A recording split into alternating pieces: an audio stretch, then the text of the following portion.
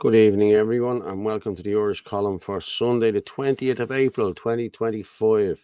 Happy Easter, everybody. I hope you all had your eggs and you all went to Mass and wherever else today and went to your commemorations and wherever you did. I hope you all had a great time. Fair play to everyone.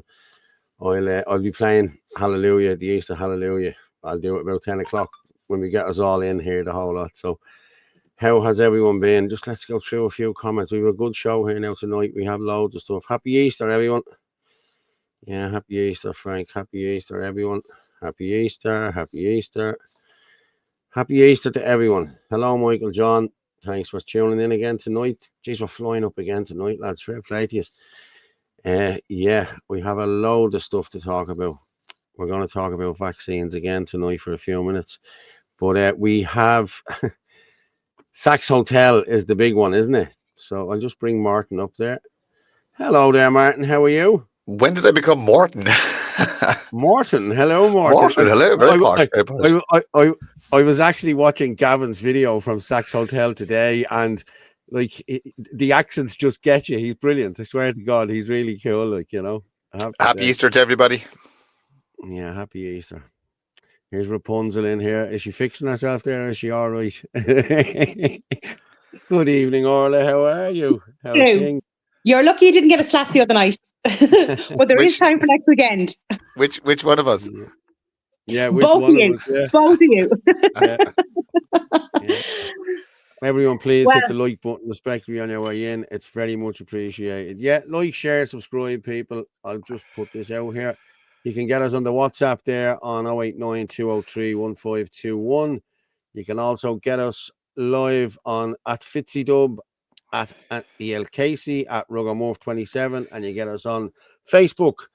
Paul Fitzsimons on Facebook, Freedom Network on Facebook, and www.theirishchannel.com live.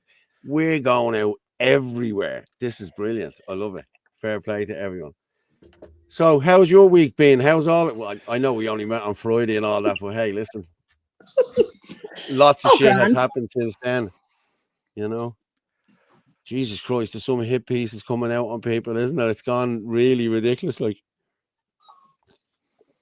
just goes to show you we're over the target. That's the way I look at it. You know what I mean? What do you think? Is Martin after getting Bell's palsy there or something? Can you hear me? I can hear you. Yeah, I can hear you. He was just there, like. Oh God! Comments. Happy Easter. Well, Paul, looking fresh. Thank you very much, Daniel. Happy Easter, handsome Martin. That's obviously Michael. Oh no, Michael! Now, come on! Stop giving him such a big name. He doesn't need it. You need a bit of competition. Sarah Mary Louise. Hi, hello. How are you? Hi, Sarah. How's things? Well, Frank. Well, what about Frank? Lads, again, we need a big promotion for the protest next weekend.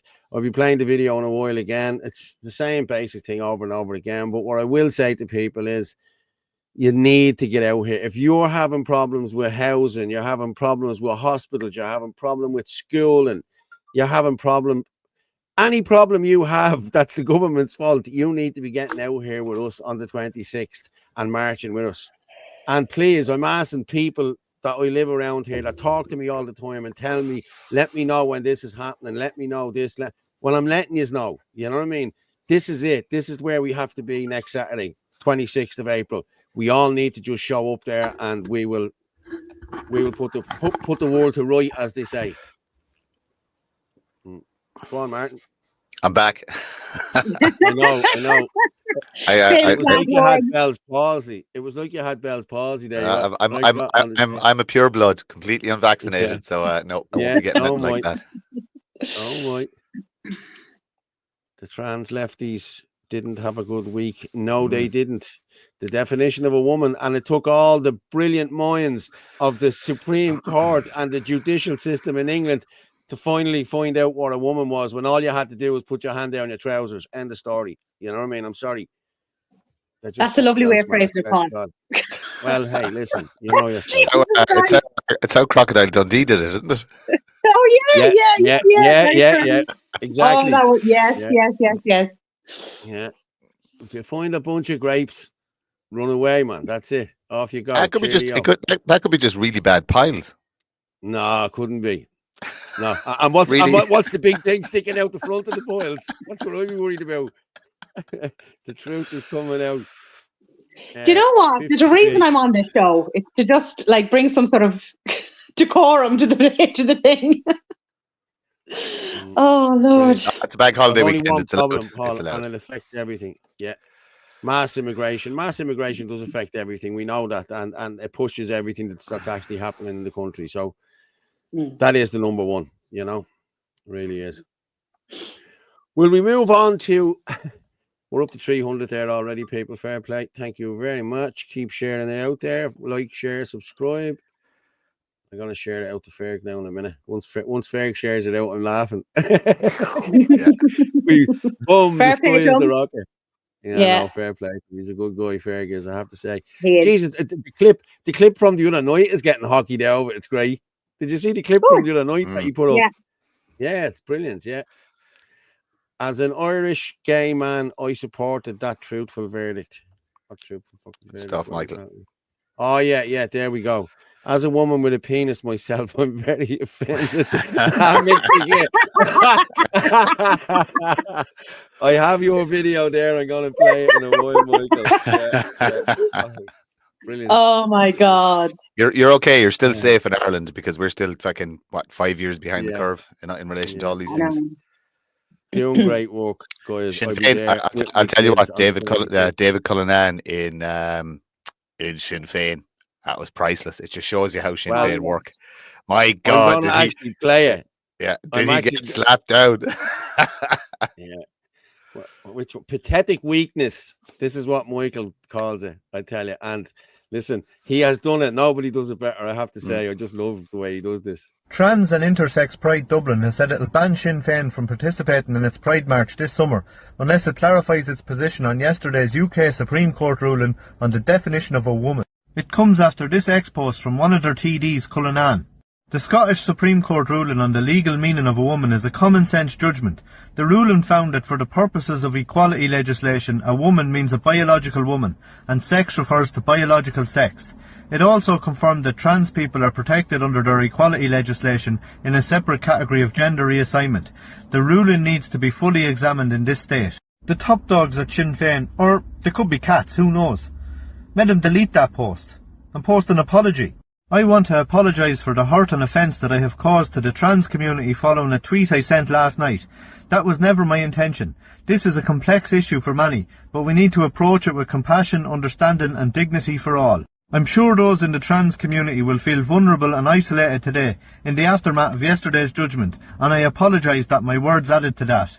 That apology is pathetic and shows nothing but weakness, but who's surprised? It's the day in the life of a modern day shinner. The shinners of yesteryear never looked weak, because they weren't. They used to brave bullets from the British, but not today.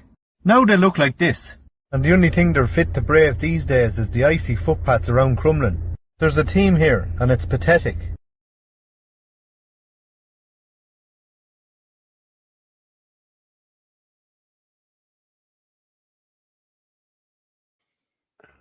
I always leave that up to give him a bit of... Absolutely. Great stuff as always. But hey, brilliant stuff. Shows you the whip system is still in effect in Sinn Féin, and it works. Yeah. Oh, yeah. Did you see? Independent thought not allowed. But look, we know what Sinn Féin are like. Should they just blow whatever way the wind is going, and that's it? You know what I mean? Yeah, but this is the same man who couldn't tell you what a woman was last year outside the doll. You know, and I don't know whether it was Mick that caught him. It was somebody caught him anyway and said, well, what is a woman? What a woman can be. Go away, man. A woman is a woman. Get a grip. Just say it. You know, your job can't... listen, the $100,000 a year, they'll say bleeding anything. You know what I mean? Let's be honest. Yeah. You know. Any more comments there? 0. What's this? You need to fix your volume. Some of you are low, some of you are loud. I think it's just me who's loud, is it? I'm always loud, no matter. And you're probably saying that the other night, like, you know what I mean? How loud I can really be with a few points on me. You both sound fine to me on my end. I'm just at the normal level. No, you're always loud, Orla. Yeah. Martin. You know what? I'm going to be honest, Martin. I've noticed this. 7 days, Martin. 6 days. 6. I'm protected tonight. Oh yeah. About 7 days time you won't when I see you. Do you know what I know? Is anybody going tomorrow? Tomorrow to what? The GPO tomorrow. Yeah. Are you going? Yeah, I'm going to head up. Yeah. Right. Well, then I'll head in. It's from 1 o'clock, isn't it? I think it's 1. Yeah.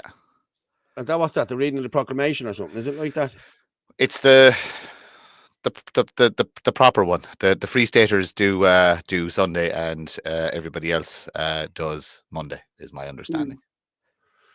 Okay, well I'll head in then. So there's one for 26 County Ireland, and then there's a proper one for 32 County Ireland. That's my understanding now, and I could be wrong, but yeah. Anybody in the chat there could actually clarify that if they have any information. But that is. Well, I think is it Alan Fagan? I think it's Alan Fagan who's organised this. I think. No, there's way more players. There'll be a lot of organisations there. It's about just going up representing your colours, so to speak. Yeah. Someone is saying no. It's Orla's mic. No, it's Orla's mic. I have to turn my volume down and can't hear Paul very well then. I told you it was Orla. I'll move mine up here then, if that's any better for you. Who we got there? Orla, will you give a shout out when she sees me, Martin? That's for you, Orla.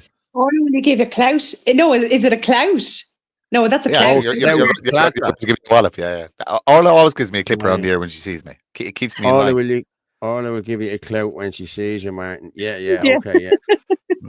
No, the problem is, Martin, you're getting to like it too much, and that's the issue. It's not supposed to be. Siobhan Early just said, I think it's bloody hilarious. I live about 7 miles from our imaginary border, but I have now men and women in the north. We have to get the 74 gender crap sorted. Well, that's your one, isn't it? Well, what was her name? The one that's in isn't she in Europe now? Is it Regina Doherty? Oh yes. In fairness, now she only had 11 genders. I think she was 74. I think she was the highest. You know, I really do. No, it was Sharon Keown that read out the 70 odd, but I think Regina started with 11. Now it grew exponentially, like within a couple of weeks. Obviously, there was way more. Of course, it did. But I think she was on some Scottish program, and she said 11. Mark, you just put in the thing there to check the WhatsApp. I've checked the WhatsApp there. Are you? Yeah. Okay. Hold on. Is it an Instagram thing you sent me? Let me just see. From Tarquin. Whoever fucking Tarquin is. Okay.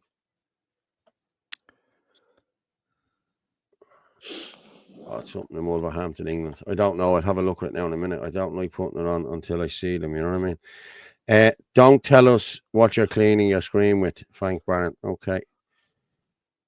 I see Paul got a huge parking fine for illegally parking in Noah's Ark. Yeah, Paul! Listen, Paul, don't worry. Jaden will be in soon with some. He's there. I see him. Yeah, I see Jaden in already. Yeah. So. Oh, okay. Yeah. We need a company, an Irish company, to actually start producing those figurines for us. Dolls. Limited edition. Action figures. Yeah. Dolls. Yeah, exactly. Oh God. Okay. Yeah, Mark, I actually have that there. I'm going to read her out now in a minute. I'm actually going to play. I'm going to I'm going to do a build up to this, more or less, right? Try this. So we had, was it 2 years ago, a year and a half ago, we had this in the doll. No community has a right to veto other people moving into their community. No one has a veto over who lives in their community. No one has a veto on who lives in an area. Nobody does have a veto in terms of who lives within their neighbourhood. None of us have a veto. None of us have a veto. Calls for consultation could suggest that communities have a veto over who moves in, and that isn't right. And calls for consultation can even offer a platform to those who will never welcome inward migration. It is not the position of the Labour parties that communities should be consulted, implying that they should have a veto.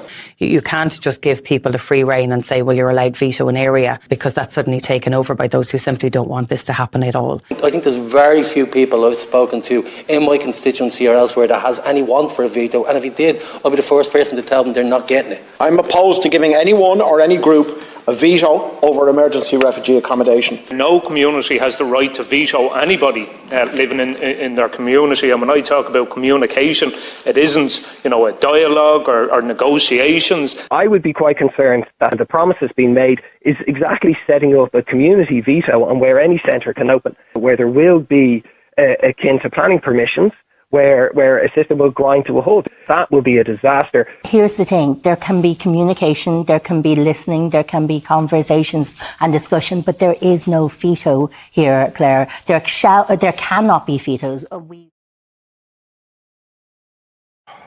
Now, there cannot be vetoes. We've seen that, you all seen that. And have you seen the video?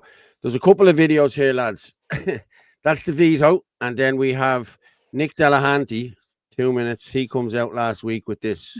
Finally happening. One of Dublin's most iconic landmarks, the Saks Hotel in Donohoe, is about to be turned into an iPass centre, but nobody is reporting on it. 2 weeks ago, a Kerry-based company called MCHT Limited submitted the application to Dublin City Council. This company already makes €7 million a year running other iPass centres across the country. Anything that happens at the Saks Hotel has always made the headlines. Here's an Irish Times article valuing the site at $12.5 million. Last year, when Elton John bought the dance floor of the place, it made the front page of almost every newspaper. When the hotel closed down for litigation reasons, every newspaper was reporting on it. Here's an article from the Sunday Business Post. What about when the former owner of the hotel died in 2021? Again, this made headline news. So why now, a full 2 weeks after this bombshell application was made to Dublin City Council, has no media outlet reported on the story, except one? Gript Media was straight out of the blocks to let the public know what was happening at the Saks Hotel and every other site across the country.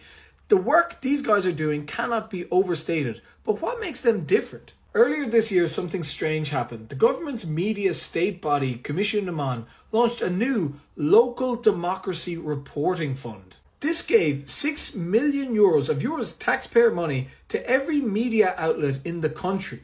All of them took it, bar one, and that was Gript, who decided to take a high moral ground here and remain independent, free from government state funding. Someone who runs a small business, to turn that kind of free money down from the state, is huge. It gains major respect. But back to the Saks Hotel. If you live in this area or are concerned about what's going on, make sure to contact your local TD, your local councillors, and let them know your frustration and concerns. It's the only way. And if you want to give me a DM or message, my inbox is always open. Now, his inbox is always open. Now, this is what was ran with. I think this was only Wednesday or Thursday. I think he went with that. I think we missed that for the show on Thursday night. I think, Orla. That's why I didn't play it, because it wasn't out. I think it only came out on Thursday or Friday or whatever. So, yeah. Now, that was that. And if you need to contact me, DM me. Okay, and then I have my good friend Gavin. I'm going to play Gavin now. Gavin tells you exactly what happened. And Gavin's coming with a little accent. Folks, Councillor Gavin Pepper here, and first off I want to say a big happy Easter to everybody. But I'm here at the Hampton Hotel, which is Satch Hotel. I done a video here last year in relation to this. The people of this area have won in their victory. One resident said that she feels like they won the lottery with this decision. They keep it from being an iPass centre and to keep the illegal immigrants out of D4. I just want to show you something here, everybody. Look at them houses over there. Look at them. There's nothing playing there. Look at them gas. I'm telling you one thing. This is Millionaires Row, right? This is about money and wealth. and punching down on the working class, which is what they've been doing for generations in this country. Because how come it's different over here? We're proven right. We've had enough of it. Now, there's a peaceful protest on the 26th of April at the Garden of Remembrance. If you're a plumber, sparks, you work in a factory, you're on social welfare, you're struggling, you're a family in an emergency accommodation that's been left behind. One woman put up a video today having to spend Easter putting out eggs in an emergency accommodation hotel. Our own people. If you're a nurse, because nurses have been told that there'll be no jobs for them, they'll end up having to go to Australia to get a job because we're bringing in foreign workers. Go through the city centre, which is destroyed in town. All workers from foreign countries that are working on low pay, because remember that was an article they did, there wasn't enough migrants in the country to keep wages down. This is what this is about, cheap labour. But at the end of the day, who suffers the most? Which areas? The working class. People haven't got school places for their kids, they're waiting on doctor's appointments. People are actually dying on hospital trolleys. Right, we've seen what happened with the scoliosis scandal.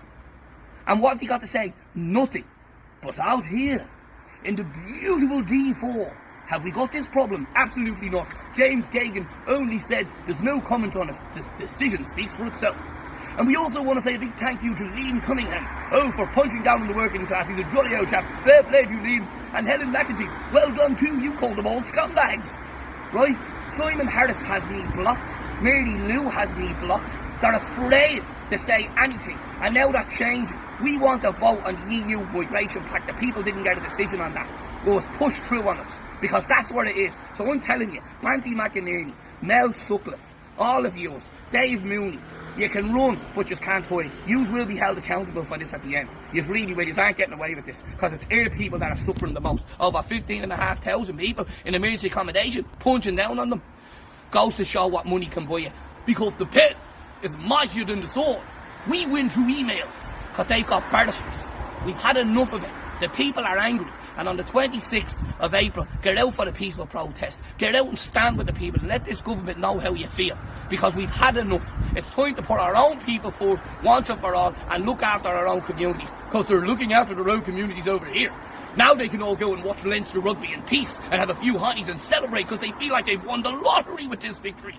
Absolutely. It's not about winning the lotto. It's about money. They've the money to fight back. They've the real barristers and doctors and engineers over here. But what have we got? We're struggling, waiting on skilled places and doctors' appointments in their communities, which I've forgotten about for years. See us on the 26th of April. Yeah. Brilliant. Isn't he? He's just brilliant when he does the accent, isn't he? He's just so funny. Listen, he's brilliant. And it's straight to the point. But that's it, exactly. Like, you know, there's like, would say any of us that complain about anything, doesn't matter, we're not listened to. But when the rich start complaining, it's a whole different story. Yeah, hang on, I'm just gonna see, can I get this custom? Okay, we're all, okay, there we are. Yeah. This is what was in the Independent today, the Irish Independent. It's like I've won the lottery. My house would be of no value. Residents relief as landmark Dublin 4 hotel won't house asylum seekers. The Department of Integration said property is no longer under consideration. Why is that? Why is that? I'm going to have to air this thing again. Me and Gavin done, I don't know whether any of you seen it or not, but we did a thing last year called Class Wars. Was it last year or the year before? It could have been 2023, where we went around all the different we went to the D4 hotel, the different hotels, Ballsbridge, the Israeli embassy, Dalkey. I have to pull the Dalkey one out. I have to. The Dalkey one is brilliant. I'm videoing Gavin walking around and he's going, well, here we are, Paul, in Dalkey, the most racist town in this country. But we must have showed 8 different places, 9 maybe. You know what I mean? And a guy actually came up and started talking to us, right? What's his name? Emma or something like that.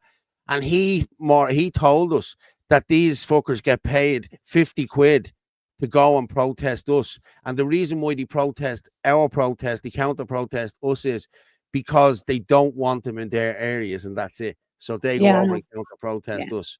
But they get paid for it. You know what I mean?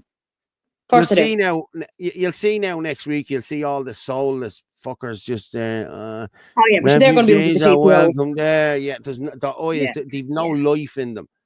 They're all just all the blue dye in their hair. It's crazy, man. It really is. You know, and even this Palestine thing, they're standing with the Palestinians. They throw them off buildings, like, lads, come on. Look, the internet's there. Like, have a look. We know, Paul. We know. I know. You know, it's ridiculous. It is ridiculous. Like, really but you'd love to know how many of them, you know, have opened up their houses to refugees coming in. You know, because normally when you say it to them, they're like, oh no, we don't have the room. Oh no, you know, we don't have any spare rooms. Do you know? Do you not? What a coincidence. What's wrong? I've just got the first picture tonight. Oh, Jaden, is it? Okay. Stop. Share screen. Where are we?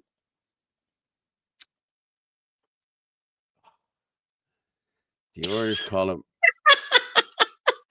Martin, look. Go back. Shit, go back. I have to say, you look good, Martin. You look good. But I was just going to say, why am I always the one with weapons in my hand?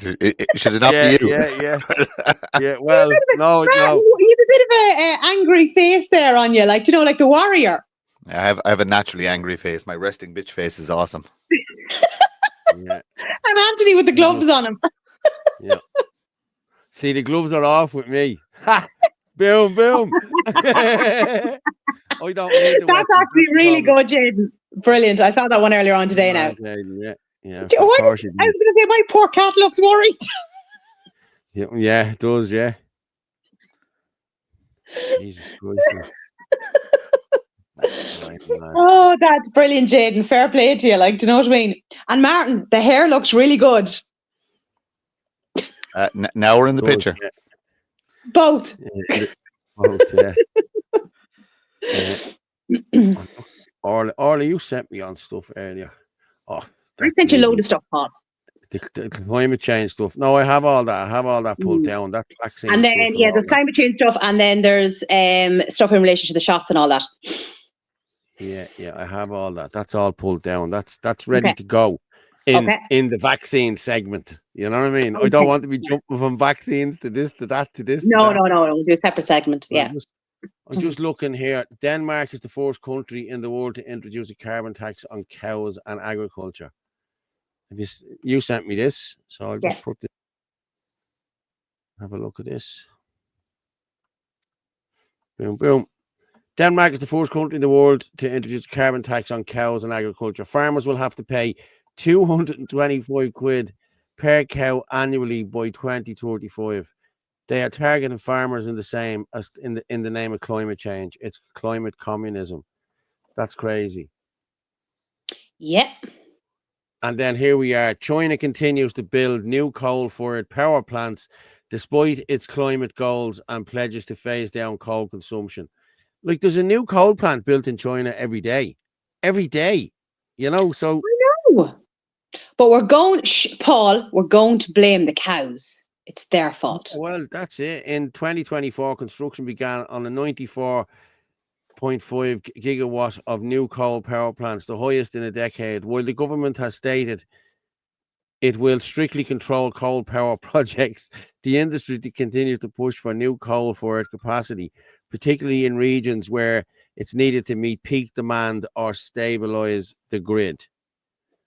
Like, that is crazy, man. That is crazy. But it's the cow's fault for it all. And it's nothing to do with the elites, you know, flying around in their private jets. That would have absolutely nothing to do. I mean, every time they want, we'll say, you know, an iced coffee, whatever, they probably pop into the jet and head over to Costa. Yeah, of but course, that again, there's nothing to do with anything. It's all to do with the cows. Oh, yes, look at this as well. Again, it's all the cows. I'd say there's probably a cow there in the background somewhere. We just can't see with all the tires.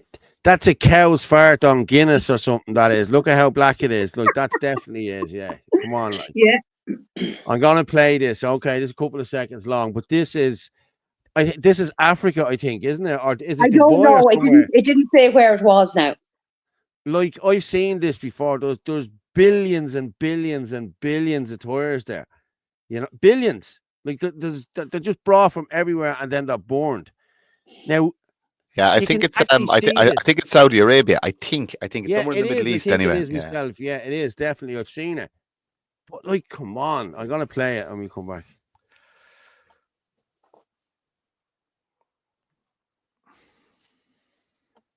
There's no sound on it, so it's every farmer's dream there.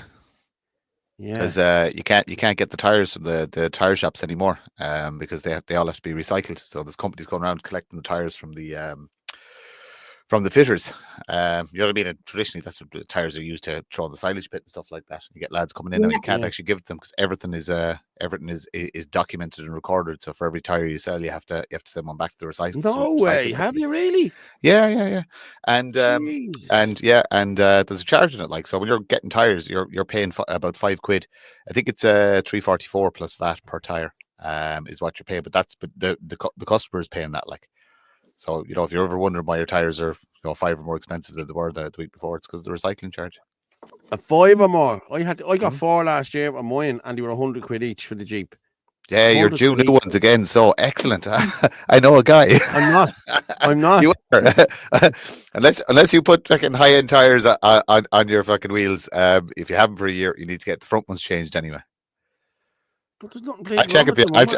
I'll check if you tomorrow. No. No, they're all right. No, they're grand. I wouldn't do that much driving, Martin. You know what I mean? It's like, seriously, over the miles and back or around the estate. You know what I mean? That'd be it, to the school and back. I wouldn't be doing much driving at all on that. Like, you know what I mean? I'm not buying 2 fucking tires off you anyway. You can fuck off. Like. Yeah, that's a good comment in there. See, Hillbilly put that one in because I know they're doing it in Africa. They're making roads out of the tires. I think it's Chinese companies that are doing it. I've seen that. Yeah, that. Yeah. But you can never do that. You can never do something like that in Ireland. Yeah, but you can never do that in Ireland. You could never do it in Ireland because they'd find a way to fuck it up and make it a million times worse. Yeah, exactly. Yeah. But you can use tires for different things. Like, you know, tires can be used in the likes of playgrounds and all these, you know, just different bits and pieces like that, you know, rather than fucking send them off somewhere to be burnt. No, they're recycled in Ireland. They're the recycling. They're recycling. That's what they do. They send all our shit to them to burn. You know what I mean? That's what they do. As far away from us, we can't see it anymore. You know what I mean? So it's not happening. Yeah, that's a fake video. Like, that's a bullshit video. I'm sure somebody spotted the cow. Would that be misinformation or disinformation? Can anybody actually explain what is the difference between misinformation and disinformation? Commissioner Matt, could you tell us, please? Out on purpose, isn't it? What? Is it? Wow. I think so. Yeah, I think disinformation is out there, is purposely put out there. Okay. But there's always been disinformation. Like saying, no, actually, sorry, I stand corrected. The misinformation is saying that Paul's 164, where disinformation would be saying he's 170. Shadow play. What Paul? Why is Trinity College hooking up wires to a tree like RoboCop? They need defunded. I don't know. I didn't know anything about that. So if anyone else knows about it. I saw a video about something, camera or things that a camera or something like that on a tree. I never watched it. I knew it was from a lefty account, so I just kind of I scrolled right past it. But I did see something about it. Let's see if I can find it.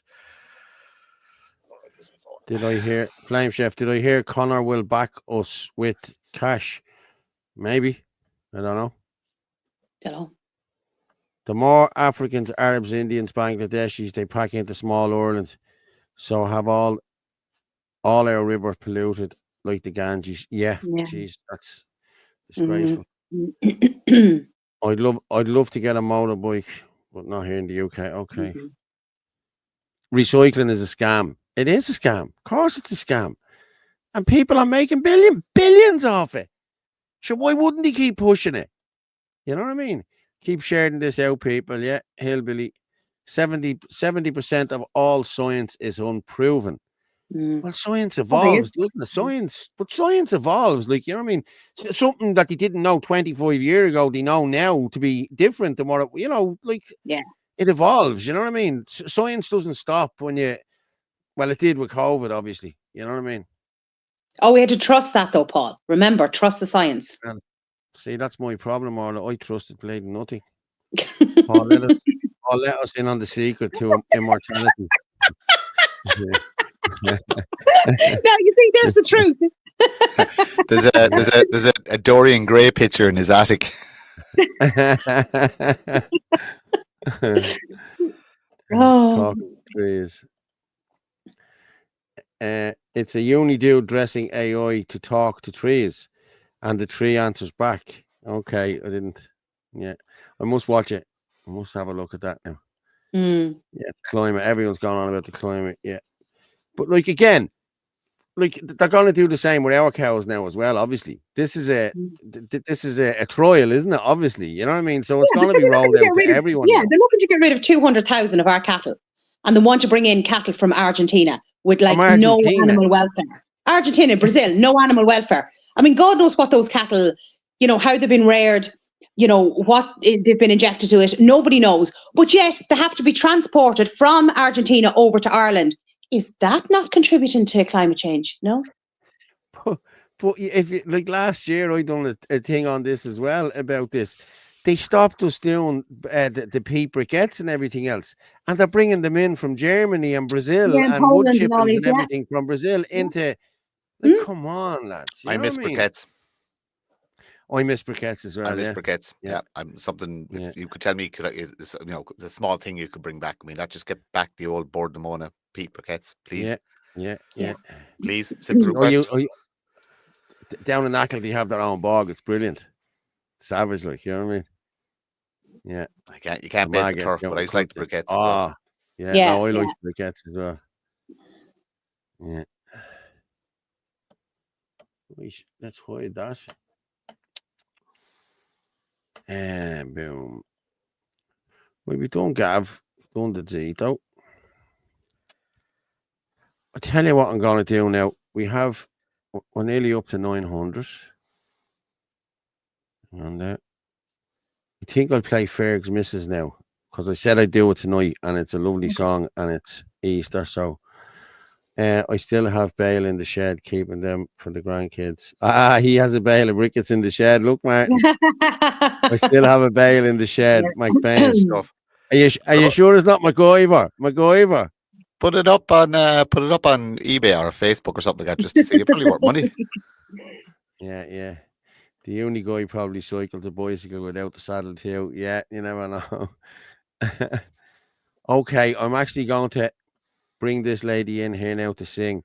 It's Ferg's wife Laurie, and it's Hallelujah. It's the Easter version, so she's a powerful singer. So we'll go with that. No crying now, lads. Okay. Yeah, Mark.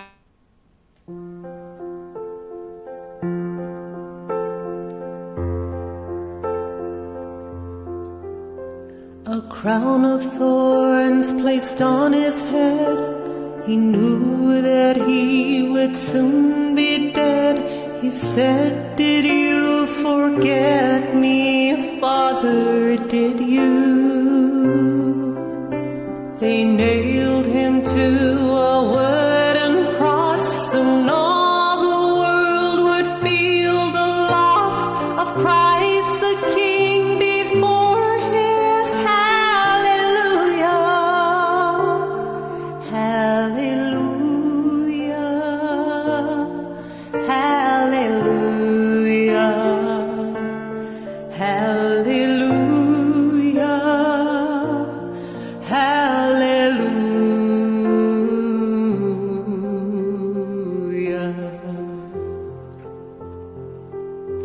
He hung his head and prepared to die, then lifted his face up to the sky, said, "I am coming home now, Father, to you." A reed which held his final sip was gently lifted to his lips. He drank his last and gave his soul to glory. Hallelujah,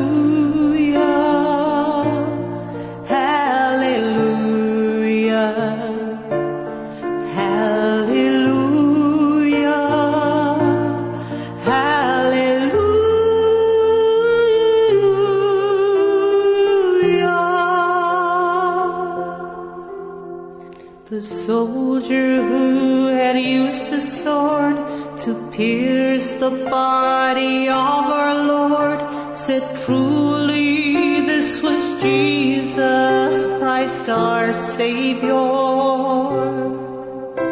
He looked with fear upon his sword, then turned to face his Christ and Lord, fell to his knees, crying, Hallelujah, Hallelujah, Hallelujah,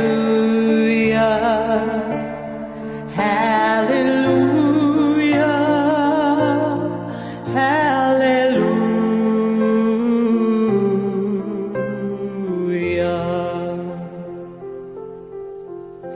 took from his head the thorny crown and wrapped him in a linen gown, then laid him down to rest inside the tomb. The holes in his hands, his feet and side, now in our hearts we know he died to save us from ourselves. Oh, hallelujah, hallelujah, hallelujah, hallelujah, hallelujah.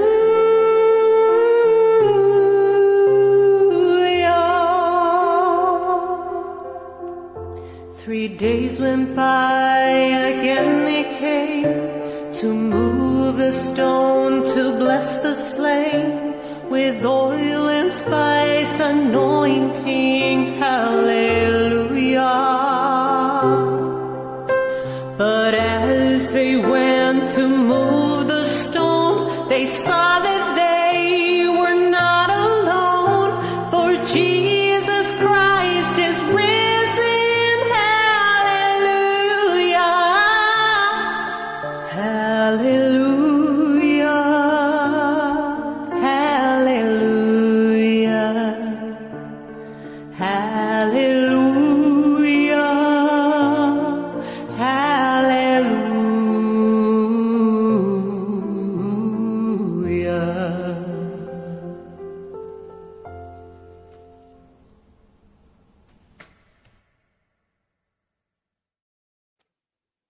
Now, wasn't that nice? Now I have to say, it got me. Was Paul, Laurie singing? Paul Whelan put in What? a good one there. Yeah, Just yeah, it'd be like that'd be fantastic to do on the 26th, yeah, because like a lot of exactly. people in national circles will know, you know, its significance and what it means and who it's by. Yeah, It'd be lovely. It'd be lovely. I know one to maybe push on to the organisers. Yeah. Well, I think Laurie, she's very private, like, you know what I mean. She is, like, you know what I mean. You don't, you know. Yeah. I But don't you're know. We can ask. fair We can can check ask. him We too. can ask. Yeah. No, I was Listen, saying, was Laurie singing in that? that's her singing it. No, because whatever was played there for me now, all I could hear was the music. There was no singing. There was just music. Yeah, there's a few glitches tonight. I couldn't see. I had to watch Gavin Pepper's video on my phone. It didn't come up for me. Oh, okay. Yeah. No, I don't know. Maybe it's just me now, but it was only music. There was no singing on it. Did anyone else? Did you hear the singing there, guys? Well, No, everyone I saw some comments saying about a beautiful voice, so I don't know. Yeah. She has The a beautiful Gremlins voice. are back. Trust me. Yeah, isn't that mad? That's crazy, like. Yeah, I heard the singing fully. Yeah, so did I. Well, obviously I did. I'm And you heard the it, man Martin, in the did you? studio. Yeah, no, I heard it, but I couldn't see Gavin's video. I had to watch that on my phone. Yeah. Did you say something like that? I can't see anything. I can't see any video or something. Did you say that when that video was playing? Because I thought I heard that in my ear. Oh no, I said that. Yeah, I can't see the video. I can't see the video. Yeah. But Yeah, I threw it on the phone. Yeah. No. Okay. Cool. Yeah. No, the video was there. I just it was only music. There's no singing to it. It's very strange. No, there was definitely. Yeah. There you go. Someone's in fucking Carlo internet. I'm just gonna go back up here. I'm gonna go back up here to Johnny LFC. All the Africans and Indians have it. That's what's wrong, Karen. Sean Mooney LFC. Did anyone have an Easter egg? No, we asked me to give you a shout out, Sean. How are you doing, Sean? Hi, Sean. We're one game away, Sean. We're one game away. Next Sunday, it's all over. Martin thinks it's a gay sport, but hey, I don't. Just there's better things to do with your time than spend 90 minutes watching. Just I won't get into it. I have been. I've been using my time. I have my fucking bias. Okay, that's what it is. Oh, one for the swear. Yeah. Mark Fitzpatrick. From the 1916 proclamation, we declare the right of the people of Ireland to the ownership of Ireland. Yes. I was watching Easter-related documentaries earlier on. Yeah, none of them had a voice like that on them, had they? I heard the singing fully. Yeah, that's all. Yeah. I'm just reading a great line there from Mick O'Keefe. About gathering in 6 days. We are peaceful, not harmless. I like that. Yeah. Let me see. I didn't pull anything down from Mick this week, to be honest with you. Usually I would, but Orla never sent it to me. She's a Japanese researcher. No, there's nothing really happening up there. Oh, the Palestinian fella again with his bleeding.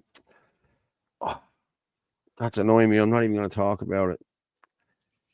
What's that? Which one? Yeah, the Palestinian fella who's looking for sympathy off the council to play and get a house because his baby. Oh God, we played that the other day. Yeah, no. He's probably got a BMW around the back.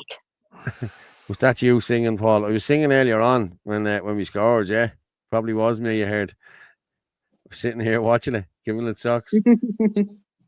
Yeah. Martin. Probably a Man United fan. He's not. He actually doesn't like football. Martin's a rugby man. Despise soccer with a passion. Yeah. Soccer ball, as I call it now. Soccer ball. Play soccer ball. Yeah. But I've always been. I'm a fan of Liverpool since I was 7. 49 years, like, you know what I mean? And I'll be honest with you, I was one of the guys who used to sit and do fuck all and watch the football and drink his beer and do all of that shit. Do you know what? When the players used to, when there was niggle in the game, like go back to Italia 90, right? Or 88, right? And he could kick someone. Well, there was proper niggle in the game, like, you know what I mean? There was none of this, you know what I mean? Lads used to fucking two heads clash, they got on and play. You know what I mean? Look at that. It's the same as everything. Once stupid money got involved and millionaires, billionaires started buying the teams and stuff like that, and Sky Sports got involved, it changed. It's not big time. Yeah. What can I say? I like a proper man's sport, like. Yeah. Well, listen, I've said this all along. Like, talking about these teams, like they're not able to play day in, day out. Like, I remember 12 lads in the 70s and the 80s played day in, day out, all the same time, all the same players. They only had probably 13 or 14 good players. You know what I mean? And they were the players that won 4 European Cups. You know what I mean? Like 18 leagues. You know what I mean? It's just now they have to rotate them now because I'm getting 300 grand a week and I need a rest. Get a bleeding grip, lads. You know what I mean? Come on. You know what I mean? But our government hate our history of the Easter Rising. Yeah, well, we'll be in there tomorrow. I have a few. I'll bring in a few of them things. I'll bring in my haversack. No knives in it tomorrow, but I don't need to cut anything tomorrow. Yeah. So if there's anything found in my bag tomorrow, you'll know it was planted in there, lads. Actually, you know what I mean? I saw a great thing in Temu that maybe I shouldn't be advertising, but it's a selfie stick. But it's got, you know, brass. But it's a selfie stick. it's got a pole screw. Yeah, so I don't know. If it's got a pole on it, would you a pole and you put a camera on it? Then it's a selfie stick. Exactly. But the one I had, I gave it to Gavin. I bought a new one. Herman has one as well. It's like a big dildo, right? About that length, right? But this thing, you gotta smack at this thing. Wow, I tell you, like, and it's a tripod. You just pop it out and it's a tripod, but it's a good weapon. I'm telling you now, good weapon. But I'm biting my lip, tongue, and everything. I have so many jokes, but just not today. No. Well, now for people who are coming into the thing on Saturday 26th, I'll be helping a friend of mine. We'll have a lot of flags down the end of the Garden of Remembrance, down the end of O'Connell Street. Down there at the Ambassador probably will be. So anyone who knows us, just come over, meet us, and we'll organise a flag for you. So I think we have about 150 or 200 flags to be given out. So the big ones too, you know what I mean? So we need to flood this. We need to flood everywhere with flags, you know what I mean? We really do. So, yeah. Yeah, Paul will be easily recognised anyway. He'll be there with the Zimmer frame. Yeah. Kevin Moran played on with a broken foot and tooth knocked out. Now they cry over the cramp. Yeah, I fully agree with you, Johnny. I really do. That's what I'm saying. I said, like Liverpool had the same 12 lads and like winning everything. And you always had the same sub come on, David Fairclough, super sub, and he always scored. They were the only ones that played, like, you know what I mean? And there was, they were hard as nails, they were then. You know what I mean? It was brilliant. Then the Puffs came into the maiden sports, yeah, and I'm not saying puffs as in puffs, like, but no, you are. You're going to be in the paper tomorrow again, Paul. Yeah. Paul Fitzsimons hates gay soccer players. Debbie McCann, there's one for you. Debbie McCann of the Irish Daily Mail. There's another one for you. Yeah. She, well, she done the hit piece. I didn't really want to talk about them, to be honest with you. But if you want to talk, would you want to talk about them or? Sure. Look, I love the fact. This is important. She constantly makes mistakes. She's supposed to be a professional journalist, and there's one glaring mistake in the article. You know what I mean? That could be misinformation or disinformation. But the fact that these people are so poorly researched that they just fire out this crap, like, and again, state funded and blah blah blah blah blah, but they can't even get their facts straight, which is just, it's, as a professional, you should be ashamed of yourself. Yeah. Is it one particular part, Martin, or? Yeah. Did you read it? It's when you read the first paragraph. Once you read the four, I think it's the third word on the first paragraph. Like, you know what I mean? It's like, I have it there, but like, will I put it up or? It's disgraceful. Like, it's disgraceful what she did. No, I don't actually, because of the person, the other person, the target in it. Yeah, it's not fair. Yeah. On him, no, it's not fair on him. But it's disgraceful, and how they get away with this, just it beggars belief. Like, but you know what I mean? You see how much money they get from the government. They're they can do what they want. Paid proper. Well, it's not they can do what they want. They're paid to do this.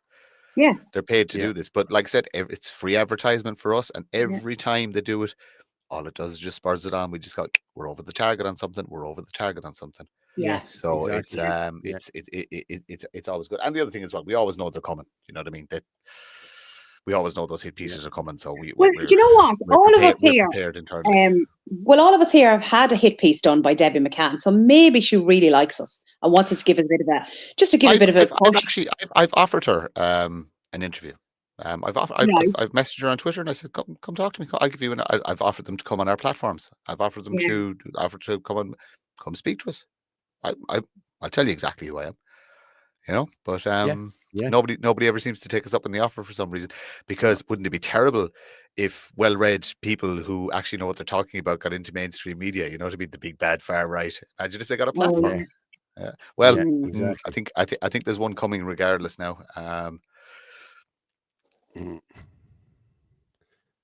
But I'm just reading it there, and it's jeez. Like, I actually got it sent to me this morning in another group, and I posted it into the thing, and I thought, lads, this is blatant. This is ridiculous. Like, you know what I mean? Ridiculous. Just read down read the first paragraph, and then there's kind of a mini headline, and then kind of in between that, you'll see. Just look at Anthony Casey's status. What she says he is. Candidate and former. Yeah. Okay. Hang on. I need to make this. Yeah, for that bit. What he's the former what?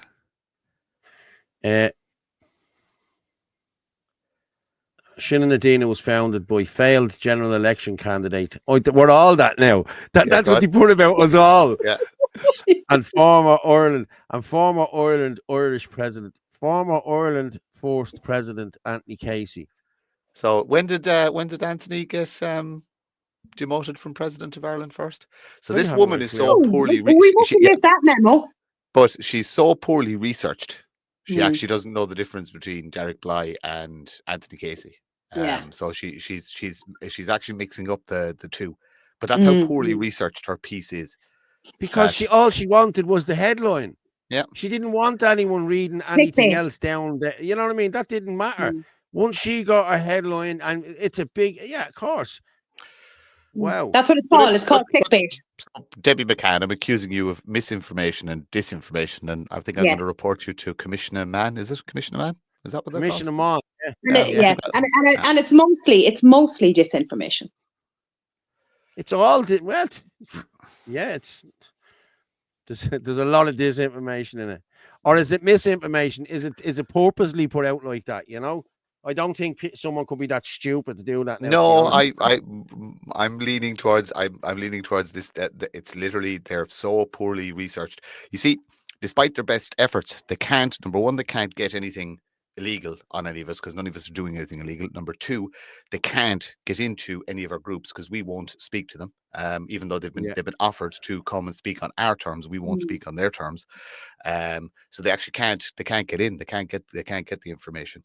So they fill a lot of the blanks. And there's one or two rats out there that are feeding them information from within the nationalist movement, but we won't name any names yet. But look, they are what they are. They're sad. Somebody's after put in there Debbie McCann. Yeah. Well, I like that. I like that. Yeah. It's good. Look, it's again, like someone said it in one of the groups today that, you know what I mean, it's fucking cost between 5 and 20 grand to get an advertisement in one of these papers. You know what I mean? We're getting it for free. So thanks, lads. Exactly. Yeah. Thanks, lads. Yeah, especially with that big headline there. But again, I don't think it's nice on the chap. No, it's disgusting. It's absolutely disgusting to do that to a human being, especially. Do you know that story actually? And again, it was in one of the groups. It should be sold as a story of redemption, as in we all have past and we all have this, that, and the other. But you can, you know what I mean. Once your debt paid to society, you can still live a very full life and do amazing. The man that really went after it does amazing work down in Limerick. Amazing work. He's a lovely gentleman. To do that to somebody, it's callous, it's mean, it's nasty. Do you know what I mean? And it's not even aimed at that individual. It's to hurt somebody else. But the fact that they will pull somebody over the coals to hurt somebody else because they can't get dirt on the other person just shows you the nature of these people. They're narcissistic and selfish and shallow and weak. They disgust me. I hate these people with a passion. I shouldn't say that on today, but I do. I hate these people. They're a poor form of human. Rant over. Yeah. Sorry, Martin. I wasn't sure just what you were trying to say there. I got everything. I got every gist that he said. Like I really did. You know what I mean? I'm sorry. I get mad sometimes. That's very, very tame. Jesus, I was in Waterford yesterday. That's what we're going to call you now. We're going to call you the Angry Warrior. I'll tell you a good one. There was a protest organised. Yes, you were going to Waterford. Yes, you said that. I went to Waterford yesterday. I met Eric down there and a few other people down there. And I wasn't going to do it or say it. I was just literally just to be numbers in the crowd. And I'd committed to go down, so I travelled down. So this was a homelessness. So Waterford has a massive homeless crisis at the minute. I wasn't laughing at that. I was laughing. Yeah, sorry. Oh, Jaden, yeah. Yeah. So they were going to have a protest, just a homeless. It's just to highlight the housing issue. It's not to do with immigration, not to do with anything else. It was just to highlight the housing issue and how the council are not providing. And wasn't there a counter protest against them? Yeah, the lefties with Sinn Féin councillors and all the other woke brigade and all that. Actually, they didn't just counter protest. They got there early and took the position of where the guys were going to protest outside of the council offices. It was fine. They were all there, their blue hair and their nonsense and all that kind of stuff. But when I looked over, and like, you're a bunch of students, and that's fine, and it's some odd shaped and coloured, hair coloured people, and the usual malarkey and stuff like that. But I was actually looking through the crowd, and it wasn't significant. It was what it was. But the amount of grown men, men standing in there, and I look at older men, ranging from 40 up to 60, and I'm just looking at these people, and I'm going that you're lifeless eyes. You're not the same as me. You're not the same human as me. Your evolution, something has gone wrong with your evolution. Your brain is not functioning the same as my brain. I have a completely rational brain, but there's something wrong with a grown man that would stand waving those pink flags. Oh, there was Palestine flags, there was trans flags, there was pedophile flags, there was what had they? More Irish, all the union flags. They get all the unions. The SIPTU was there, yeah. But they had a funny one. It was more blacks, more Irish, more dogs, and I just kind of was more thinking dogs. To myself, well, I was just going to say, well, the Palestinians aren't going to like that. No, they're not. No, they don't like dogs. And then the Pakistanis don't either. Yeah, to see the Palestinian flag and the pedophile flag waving beside each other, like but the lack of comprehension. And I actually walked straight in front of them. I didn't cross the road when I was coming there. I actually walked the whole way up along them. But they knew who I was, and I was looking at them with a big smile across my face, waiting for somebody to say something. But they're windy, flaky people. But I was surprised to see grown men there. Just it's bad. It's bad. I understand the students are brainwashed. I understand liberal women are brainwashed, and it's the cool thing to do and stuff like that. And I understand younger generations are brainwashed, but men of men doing there? But men of my generation and your generation, Paul, like, you know what I mean, that don't remember electricity. Yeah. Or indoor toilet. I don't know what's gone wrong. Is it food? Is it the phones? What is it? Probably something injected into them. Or is it?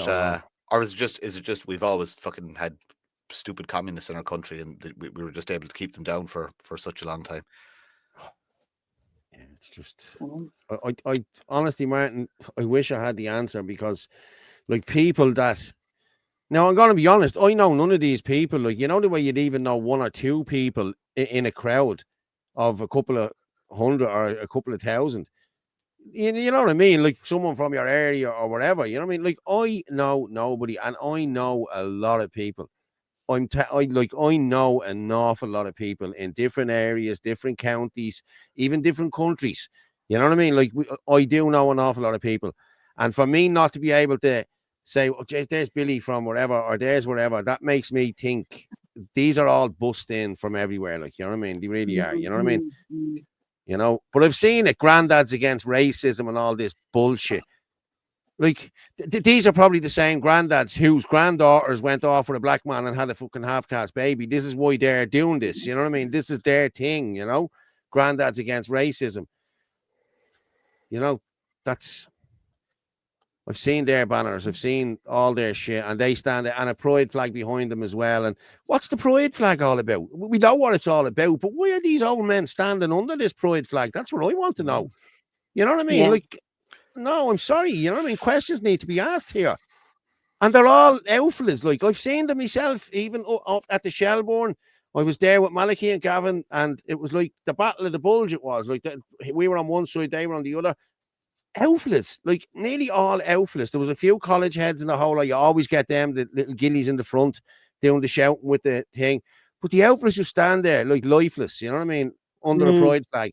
I don't think so, mate. You know, there's questions need to be asked there. Laptops need to be checked and everything else. Like, I mean, serious, like, they do. You know what I mean? Any of these lefty fuckers standing there under a pride flag, all the laptops need to be checked. So Garda Info, if you're watching, that's who you check next. But it's all the one. They'll go up the court and Nolan will just say, "Oh well, okay, go ahead." Actually, do you know what? I have to call out Philip Dwyer as well, because I did a couple of minutes on one of his lives. Philip came down to video it.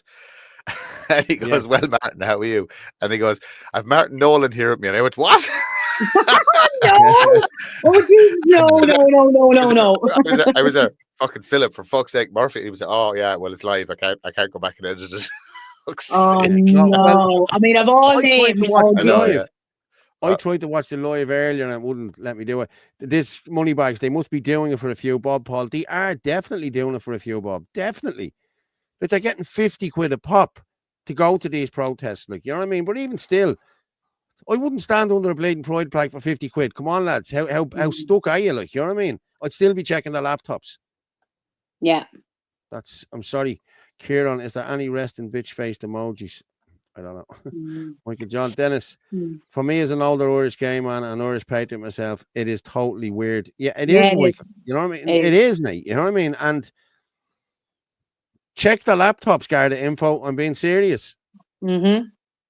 You know, they men are getting it from their kids all the way throughout school and college and started going to protect their little pets. Yeah. Yeah. Anthony, you could actually, if you change the punctuation in that sentence, it could mean something completely different. In which one? What the last sentence? one you put up. Well, who put up? The last sentence about they're getting it from their thingies. If you change the punctuation, it just means something very, very, very different. Yeah. Sorry, yeah. Okay. If you meant that, whoever typed that, well done. That was clever. Yeah. Standing under a pride flag, but they don't have pride in their country. Exactly. Yeah, very true, Sean. You know, and Sinn Féin worried about getting excluded from the Pride Parade. Like, come on, lads. Our forefathers would be turning in the bleeding grave. You know what I mean? You're worried about getting excluded from a load of gay men running around the bleeding jocks. You know what I mean? Like, how did the system do that? How did the system make people hate themselves, hate who and what they are, and hate their own country? Yeah. You know what I mean? Because it didn't work on some of us. It didn't happen overnight. It happened gradually, but I wonder when it started. When did it start? That people do, like we talked about soccer there earlier on. Do you remember Euro '88 and Italia '90? Yeah. Like the pride in the country was basically the coolest thing to be was Irish. Like, you know what I mean? It Irish, was absolutely brilliant. And every single country had a house had a flag out. Irish flag, yeah. Do you know what I mean? And like when did that stop? When did the pride and the is it linked to basically the population started to get diluted after 2000? We'll say in the last 25 years.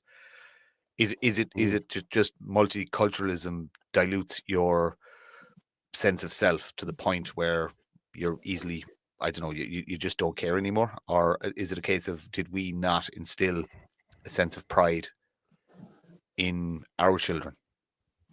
You know, is you know what I mean? Like, I was instilled with a sense of pride. So was I. My father instilled pride in me and the country. You know what I mean? Like, the country's first. Yeah, that's it. And right, and clearly right and wrong. You know what I mean? So, like, what generation is it the generation that got money? Is it the generation that experienced real wealth? We'll say from came straight out of school and went come out straight out of school and went into a 50-60 grand a year job. You know what I mean? Was that it, or was it a case that you know what I mean? Because mom and dad both had to go to work and kids are turned from pillar to post, that there's no time to instill pride and instill love your country and instill, you know what I mean, the things we should care about. Probably a little bit of everything, but definitely by design. Like, a love of one's country doesn't disappear overnight, and especially given the history of our country, the complex history of our country. It's an odd. But Martin, it didn't happen to all of us. It only happened to some. Yeah, but like, you know, but a minority though. But then again, the left is a minority as well. They're tight. They're actually number. We actually don't have a problem with the extreme left in this country, bar the fact that they're in government and they're funded, because numbers wise they're actually quite small. We have a problem with apathy. We've a problem with the people who don't care, which is probably 80% of the population. You have 10% on our side going, lads, fuck's sake, we need to fucking save Ireland. You have 10% on the other side going, we need communism and fucking chicks with dicks and fucking all the other nonsense, and fucking pedophilia is okay and all that rubbish and stuff like that. But again, it's minorities on both sides. There's 80% in the middle who just don't seem to care. The you know what I mean? Apathy. I don't know how to wake people up out of that. Now, there are more and more people having conversations in relation to to the it's not just immigration, all the other stuff that's wrong in the country. But will they do anything about it?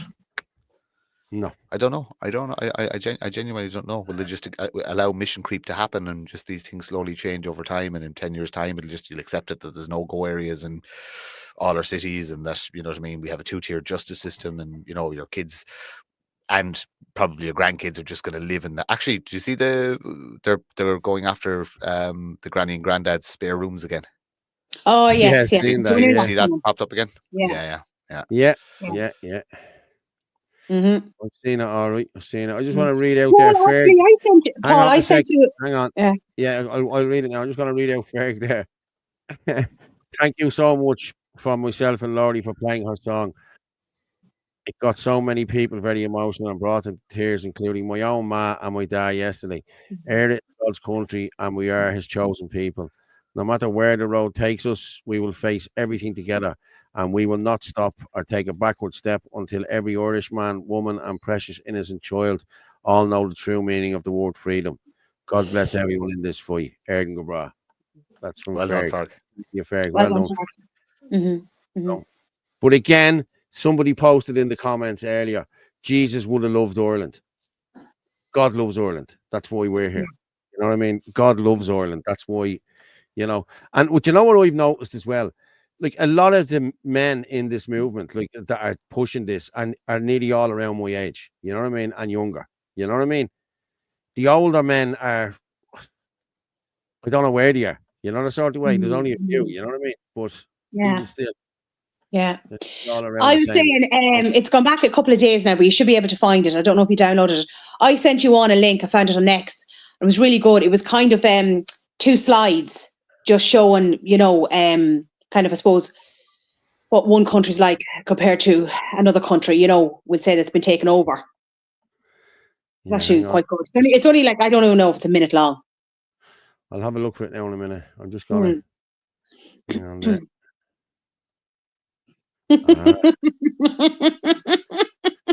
If Blanche becomes libertarian, they should voluntarily make Paul king so he can start National Pork Day. I'm all over it, lads. I'm all over it. Yeah. And then we have another one. Hold on, I didn't see this one. Off me. Come try get this knife off me. Yeah. I swear, Tell you. Guys, now for the 26th, we need somebody to come up with a swear jar for Paul, and then the drinks will be on him.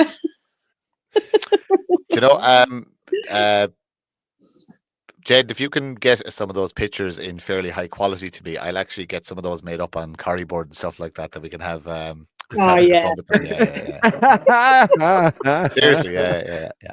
You can imagine walking around there, lad.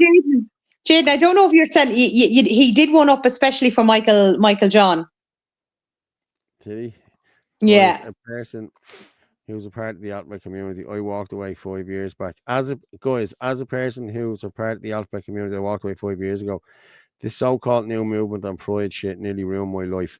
Thankfully, my work and friends know me. Yeah, well done, Tasha. I'm going to be honest with you. They have hijacked all of this shit. Fair play to you. They have hijacked it. You can't be gay, or you can't be you can't be gay, or you can't be lesbian or whatever anymore now. You know what I mean? I always said this. There used to be three. Lesbian, gay, and boy. The LGB. The boy is just a greedy fuck. That's it. I'm sorry. That's it. But that's the old saying. Yeah, that's an old saying. Yeah, exactly. That's it. Yeah. You know what I mean? Like, you're either one or the other. And if you want such both, a way with words, Paul. But it's true. and then the LGB, and then there was G, and then there was T, and like the T was for transvestite. It wasn't for transgender. You know what I mean? T was for the cross dressers and all of that shit. Like. And then they start dragging everyone into it. And some of the gays, some of the lesbians and the gays went on board with this, but a lot of them didn't. Like I know a few gay people. I wouldn't know very many. I'd probably know 3. But like, no, they're dead set against it. You know what I mean? Glenn. But look at Glenn. Yeah, Glenn always speaks out about this. Look up rainbow capitalism. Just stick it into Grok or look it up on Wikipedia. It'll explain a lot. When they realized that this shit could be monetized back in the 80s, that's when it really started spiraling out of control, and then it got into the education system, and we are where we are now. But the tide is turning on it. I mean, look, just I don't know. Just I think that we need to remove certain things from society, and I'm not saying we need to go back in time. I'm just going to say, like, relationships are private. Like, it's just your relationship is private. You shouldn't you shouldn't be waving a flag about where you like to stick your willy. And that's the reality. Exactly. I'm sorry, you shouldn't be waving a flag. It's a private exactly interaction, or whatever you want to call it, between consenting adult or adults, depending whatever you're into. Nobody's judging or anything like that. But it's private. Keep it in your room. No one cares. We've said this all along. Whatever you want to do it at home. Do it in the privacy of wherever you are. You don't need to be telling. Well, give a shite whether it's illegal. You're doing it privately. Let them do what they want. But, well, okay, once it's not with kids or whatever, I get what you're saying. That's what I'm talking about. Okay, but sorry. Consenting adults. That's what I mean. Consenting adults do what they want. Do what you want. Nobody cares. Don't tell anyone about it. Nobody gives a shit. If you like whatever. You know, I'm not going to go into shit like, but you know what I mean. Whatever you're into, you do that. I think you should go into graphic detail. No, the man does watching. No way. Oh my God! Tell me if I start talking like that, man. No, but it's true. Like, I mean, when are we going to have? Like, we're starting to become the minority. So when are we going to have like a straight day? We have 365 straight days. What do you mean? We have 365. To be honest, I thought about that before, but I wouldn't. Why would you want it? It shouldn't. It's not something that should be. There's maybe a pride thing. We'll say 364 days of the year. So I mean, we're going to have like a straight day, because that seems to be like in the minority now. No, it's not. It's the 80% of people who are, you know, just filled with apathy and stuff like that. But no, look, I'm sorry, it shouldn't be. There should be huge amount of family days. Martin. Yeah, there should be huge. Kiki and Jasmine there about these things. Radical feminism created this mess. This generation of men are total wimps. Men have been demasculated, and it's up to our listen, I fully agree with you. I had to fix that. Had to be done. But like, I'm going to be honest. I know guys, like, there was guys I worked with, and guys, like, younger guys, like, you know what I mean? Probably, what am I? Did they be 10 years younger than me, say, or 15 years younger than me? Oh, great guys, the whole lot. But like, some of them couldn't change a bleeding light bulb. Some of them couldn't wire a plug. Like, this is all like 101. Like, you learn this growing up as a, you know what I mean? I started off, and this is no messing. I started off with a skateboard, took the skateboard apart, changed bits on it, and it was a lot quicker skateboard. Then I went on to bikes. I used to take the bikes apart, and then I went on to cars, and I used to do that. Like, it's just an evolution of, I think, and anyway, like, you know what I mean? Like, I've built extensions. I've done nearly everything. I've walked on ships. I've steered ships. I've done everything. You know what I mean? Whereas these lads can't even change a bleeding light bulb. You know what I mean? It's, and that's down to mollycoddling and everything else with mommy and daddy as well. You know what I mean? So, yeah. But the feminism thing is really... feminism was created by the CIA, by the way. So there's a little bit of homework for anybody to look into it. No, I know. I've read up about it. But, well, see, if we start talking about that, then we're conspiracy theorists again. It'll be all over the bleeding Irish Times tomorrow. It's not a conspiracy theory. Oh, I know it's not. Yeah, information is there. It's all there. You just have to read it. But people aren't willing to go looking. You don't even need to go looking for it. Like, you know what I mean? Isn't it funny, right? This is the weird thing about these. Which is, I actually need to wash my phone. It's a bit greasy looking. There is more information now available to humanity as everything. There's no excuse for not knowing. Exactly. No excuse. Because you have a thing in your pocket where you can find out absolutely everything. Okay. There's no, like, I use, just in my work, I come up against things that I might not be familiar with, or things that I just don't know how to do and stuff like that. But guess what? Google. I can find a YouTube video and literally, because every single job has been done and recorded, and you go, all right, okay, now that's where that is, and that's how it's different to this and this. So there's no excuse. So why are a certain cohort of youngsters incapable of, like you said, even changing the wheel in the car, like, or it's laziness as well. They don't want to watch. They don't want to watch anything like that or look things up. No, I think it's different. Somebody put into the chat there, there's a lack of curiosity. and Paul, you'll get this as well. When you were a kid, everything you wanted to see, could you blow it up or burn it? Or could you make it go faster? Or could you just make more smoke come out of it? Or could you just like... Come here and tell you, I used to take radios apart, right, and tune in the Garda frequency, and we could listen to the Garda frequency and everything years ago. That's how, you know, I was into all of that shit. I loved all that, you know what I mean? I remember, take a stereo apart. I think my parents might be listening, or definitely one of them anyway. I remember cutting a wire off a radio and how are you, mommy? The plug, sticking the plug in and touching the live and the neutral wire. Just wanted to see what had happened. So I think it blew a few fuses. I just jumped back into the bed, and the father got up, and I heard him fiddling with the fuses. It was me. But like that's what used to happen. Like, you know what I mean? It was, you know, you were inquisitive. You wanted it. Like, I was like my dad's shadow. I was like my dad's shadow. I was, you know, that I was everywhere with my dad. I used to be watching everything my dad did. I watched, and my dad was handy in the house. My dad did everything in the house himself. Like, you know what I mean? Plumbing, the whole lot, everything. And you know, so that's where I got it from. You know what it is? Sorry, I didn't use the right word. Well, there is maybe a little bit of laziness. There's no attention span anymore. Like, you see it with videos, they'll watch maybe a minute, 30 seconds, a minute, and then they've gone. Do you know, there's just no attention span anymore. You don't actually sit down and watch things properly. Yeah, it's true. Useless heroes, Paul, no curiosity. Yeah, Kieran Martin. And they won, Audrey, I wonder, is it most colleges like this? All the colleges have the kids brainwashed now. Communist factories. Every one of them, You know, it's been pushed, and hold on, 2,000 years. What did you say, Jaden, Chris, Paul? You had 2,000 years to learn all of this. Yeah, now you see, you were ahead of people, Paul. Now you have to remember that, like, you know. Paul, stick up the buy me a copy link, please. Oh yeah, banners there, lads. We're up to 1,300 there now. Fair play to everyone. Brilliant. Thank you very much. And lads, if you want to buy a coffee there, buystripe.com. I'll actually throw it into the. Buy him a coffee. Buy me a Bulmers. Yeah. I'm never drinking again. Oh, I tell you. Yeah. Look, I was the only respectable one that night. Honest to God. We know what you were, Paul. I was supposed to go into Shinadina Patrol as well on Saturday night, and so I left where we left, and I went to Waterford, did that, and I eventually got home, and I crashed on the couch, and I mean, I just crashed, and just I didn't wake up till stupid o'clock, like, so apologies to. You know, if any of you are watching, that I didn't make it in, but I just. I was the same. I got a breakfast roll. I got a breakfast roll. Huh? What?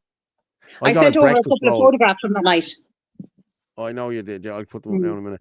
But I got a breakfast roll in the garage. Yeah, I got a breakfast roll in the garage in Anthony's, and I had it on the way home. You know what I mean? And I just came in and I just sat in the sofa. And I woke up at 7:15. I thought, happy bleeding days. It was deadly. It was a great kip on the sofa. That's actually, there's the mammy. There's the mammy. Look. Where? Where's what? Look. Martin, it was you, Eda. Yeah, listen. But I used to take apart everything. Yeah, I used to take apart everything. I really did. And my man and dad tell you, like, you know what I mean?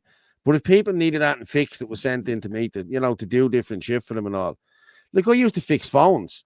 And the reason I knew how to do it was I used to go onto iFixit and watch the video on it and show you how to do it. So I was making a good few quid fixing iPhones years ago, like, you know what I mean? I was buying you were buying the screens for little or nothing, like, and then, listen, there's a lot of money to be made in it, you know? A lot of money. Martin, it was you with the fuses, that's it. I got battered sausage in the garage. I said I got battered sausage in the garage. I got the roll. I got the whole lot on it. Oh, it was bleeding lovely. I know. And then you messaged me. What time did you go at Orla? I don't even remember. I think you didn't remember about 2 hours before that. Oh, probably 3 hours before it. Jesus Christ. I don't listen. What time was that? Orla went at 4 o'clock. I was home at 4 o'clock. Okay, by the way, lads, we're live, so relax, please. Let's not let's just whatever agree to this. All good fun. was all good fun. Yeah. It was good to have a nice get together. Just so everybody knows, there was 2 separate meetings and about 3.5 hours of work done before any drinks and beverages happened. So we actually 2 very productive meetings. It was good work. So a lot of stuff talked about and plans made for the future. It's a good spot as well. It's a nice place to have a meeting. Very chilled out. Well, no, it's brilliant. Very chilled out. Yeah. It's very, very, very good. Do you know what I mean? And it was funny the panic the next morning with I'm a disaster for losing things in the fact. Oh, did you get your phone? Yeah, because Anthony was asking, did you see Martin's phone? And I was like, no.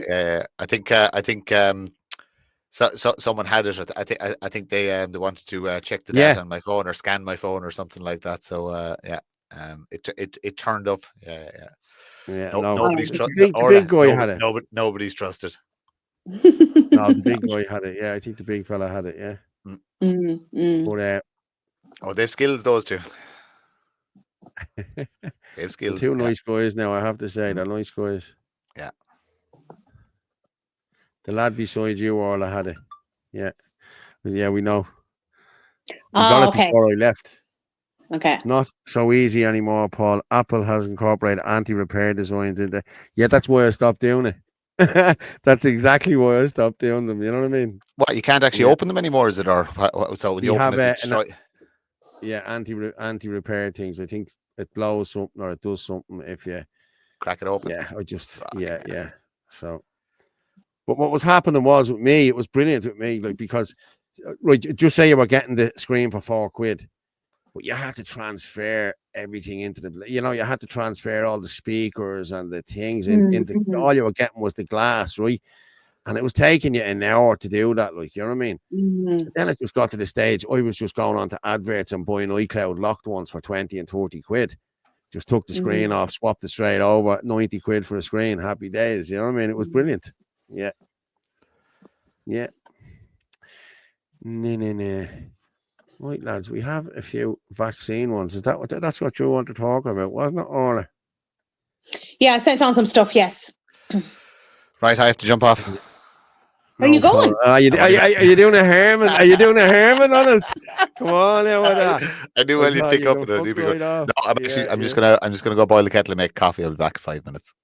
That's okay. I'm gonna just play this. Yeah. We'll give you permission, Martin. Thank you, Orla. We'll talk about. Okay, I'm gonna just go with a compilation of doctors. These doctors are. Yes. These doctors are all. They were never told what the vaccines were or what's in them. All they were told was how to administer them and how many of them they had to administer. That they're all safe and effective. All safe and effective. Right, we play this and come back. So when you first started out to be a doctor, what kind of training did you get on vaccines? Honestly, I don't remember very much conversation at all. We were just taught that they help prevent disease. We were told on our rotations that vaccines were safe and effective. Here's a schedule. We are not taught what's in those vaccines. We are just taught what the schedule is like. Safe and effective, and they've saved millions of lives. We learned the schedule. We did not learn what was in them. It's amazing, but they didn't teach us very much. Here's the schedule. These are the saviors of mankind.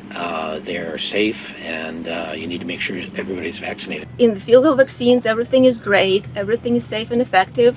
Everything has been determined. There is no need to go back and look at it again. Just like everybody else, I have to go to the insert and look what's in it. I don't know what they put in vaccines. And so I kind of thought that they were saline water and like bits of viruses in it, super safe. The whole argument of your doctor has done all this research. Well, if they've done it on their own, maybe. Yeah. Well, since there was no discussion of there being anything bad about vaccines, and unless you spend some time on your own, investigating, you have the presumption that vaccines are good and that everyone should get them, and that you should make sure that every child coming into your office is getting them on schedule or they're going to have some horrible illness. If doctors don't know about vaccines because they've had no training, then who are you going to trust? You have to trust the parents. You have to listen to the parents.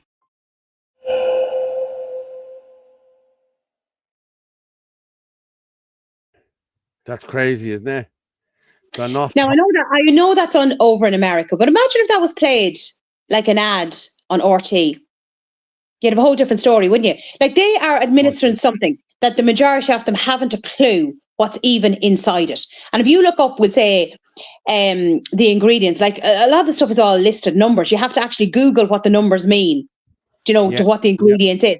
And they're right. There's a lot of people out there just think, oh, it's water, it's saline, and a bit of virus inside it, and that's it. But it's not. There was mercury in them. There was aluminium in them. Like, aluminium is highly toxic to the body.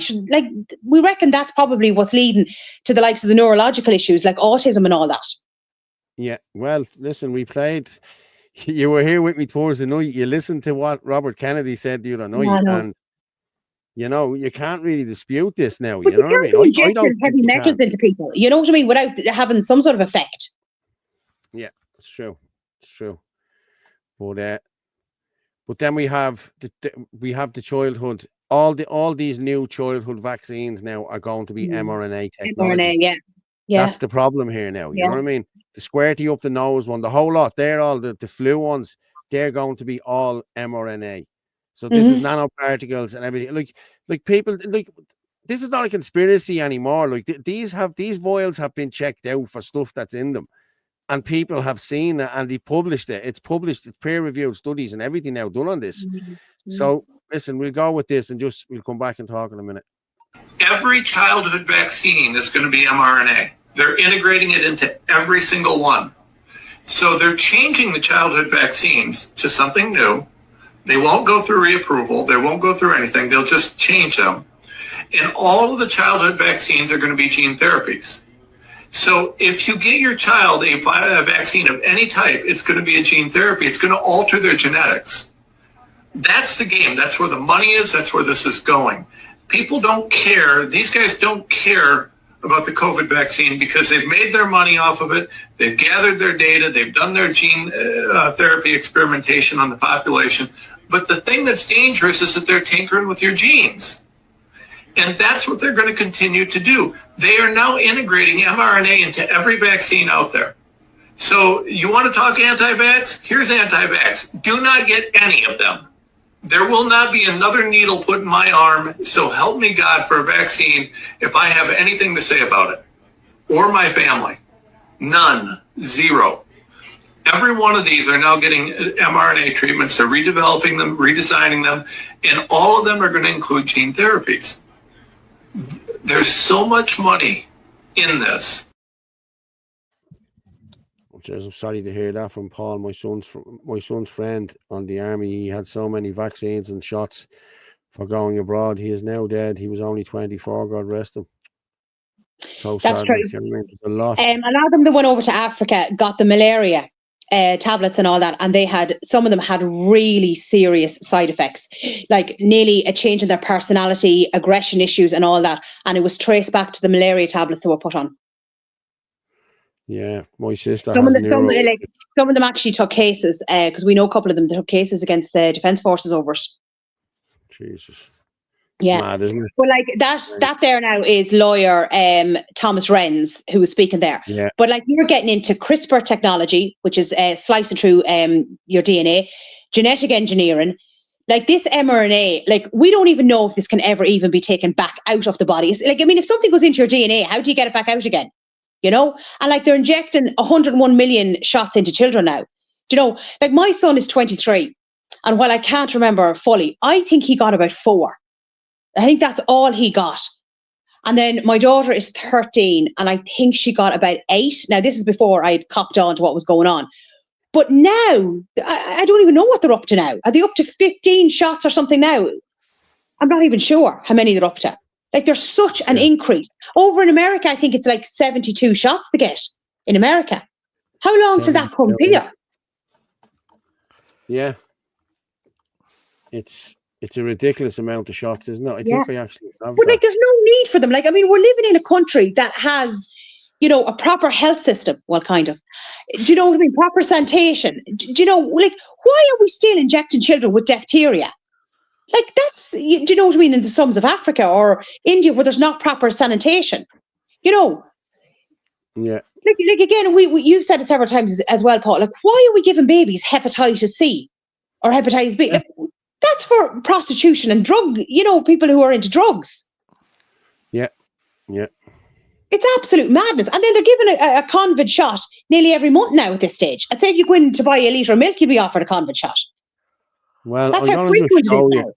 Yeah, and they're still texting, they're still ringing up. Well, it's your spring booster now. Get your spring booster. Yeah, I'm just sharing this here. I don't know whether you can see it. But in 1960, the doses were 5. Polio, smallpox, and DTP. In 1983, it went up to 24. And in 2016, it's at 69. Look, you get influenza at 18 months, Hep A, 18 months, influenza, 42 months. Like, lads, come on. There's no need to be giving healthy kids these injections. It's wrong, you know what I mean? And look, like, there you go, 1983. And in 1983, that's when they started this, rolling these out like that. And it's since 1983 onwards, the autism epidemic has gone through the roof. Yeah, like, and lads, all the allergies, all your allergies. Do you know what I mean? Like you know I what mean, I lads, remember when I was in school, like, where did you, okay, I knew one guy or two that had asthma. I never met anyone with a peanut allergy, never to mention all the 101 million allergies there is now. Well, Joan posted the other night, she said that the reason for the peanut allergies is they used to use mercury or something in the thing, and they changed it for coconut oil or something like that, or some sort of oil, and that's what caused that. You know what I mean? But, and do you know what? Do you know what's scary as well, right? If you look through that list, you should probably see. I wonder is it under, because I can't see it clearly on the television here. The rotavirus. It's like the vomiting bug. 6 months. 6 months. Yeah, right.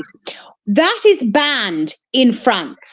Banned because it causes twisted guts in babies, and babies have died. So if a shot, because I won't use the V word, if a shot is banned in one country because babies have died, why are we still giving it in other countries? Yeah. Like, why is those questions not being asked? Yeah, I put. But how many people know about it? They probably don't know about it. Yeah, it's true. You know what I mean? With the mercury and everything else, it's just and the aluminium and everything's in it. Yeah. So we don't even know what's in half of them now. Should you not remember the Pfizer vials and all that came out, and there was no instructions with them? No, list of ingredients, no nothing.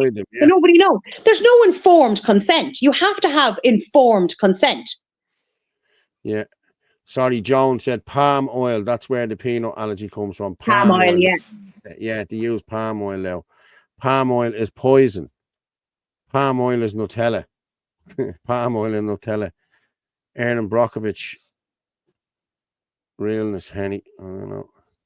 Make me hungry, James Bond. I'm not but sure, if the Aaron Brockovich story was true, sure. I mean, people have been poisoned in their water. And look at the way that was denied. Yeah. The MMR. So in MMR, your body fights those, and it also fights the palm oil, hence nut allergy. Okay. It causes massive inflammation in the body. So all your organs and everything is inflamed. Anything that you suffer from, be it arthritis, everything, it's made worse because of the inflammation. Martin, will you send a link on to Frank there, Frank Conway? Can you send it on to him? The link to come in. Oh, yeah. I can't You got it there. Yeah. I said it to WhatsApp. Copy. WhatsApp. We haven't got much more anyway to talk about. But like you think about it, we'll say in Australia, you have the chickenpox shot. Why do you have a shot for the chickenpox? But like generally the chickenpox causes no real hassle to children. Do you know? They're a bit itchy for a few days. That's it, over and done with. So why do you have a shot for that? The side effects of that shot could actually be far worse than, do you know what I mean? Yeah. We'll say the virus itself. There's palm oil in cereals, WhatsApp group. The palm oil and everything, yeah. Yeah. I grew up with lead pipes. Breast cancer, lol, not breastfeeding. Sorry, whatever. Johnny, but the vaccine they push for girls in secondary school to prevent ovarian cancer. Then the toxic feminists were up in arms because the boys weren't getting it. And now they are. You know, that's... Yeah, like, why is boys getting the HPV? Like, that is madness. As I said, I was very open. Last year, my daughter was in first year and she didn't get it. She didn't get the HPV and she didn't get the 3-in-1. Yeah. Paul's been doing it all night, cancels me out. Sarah and Mary.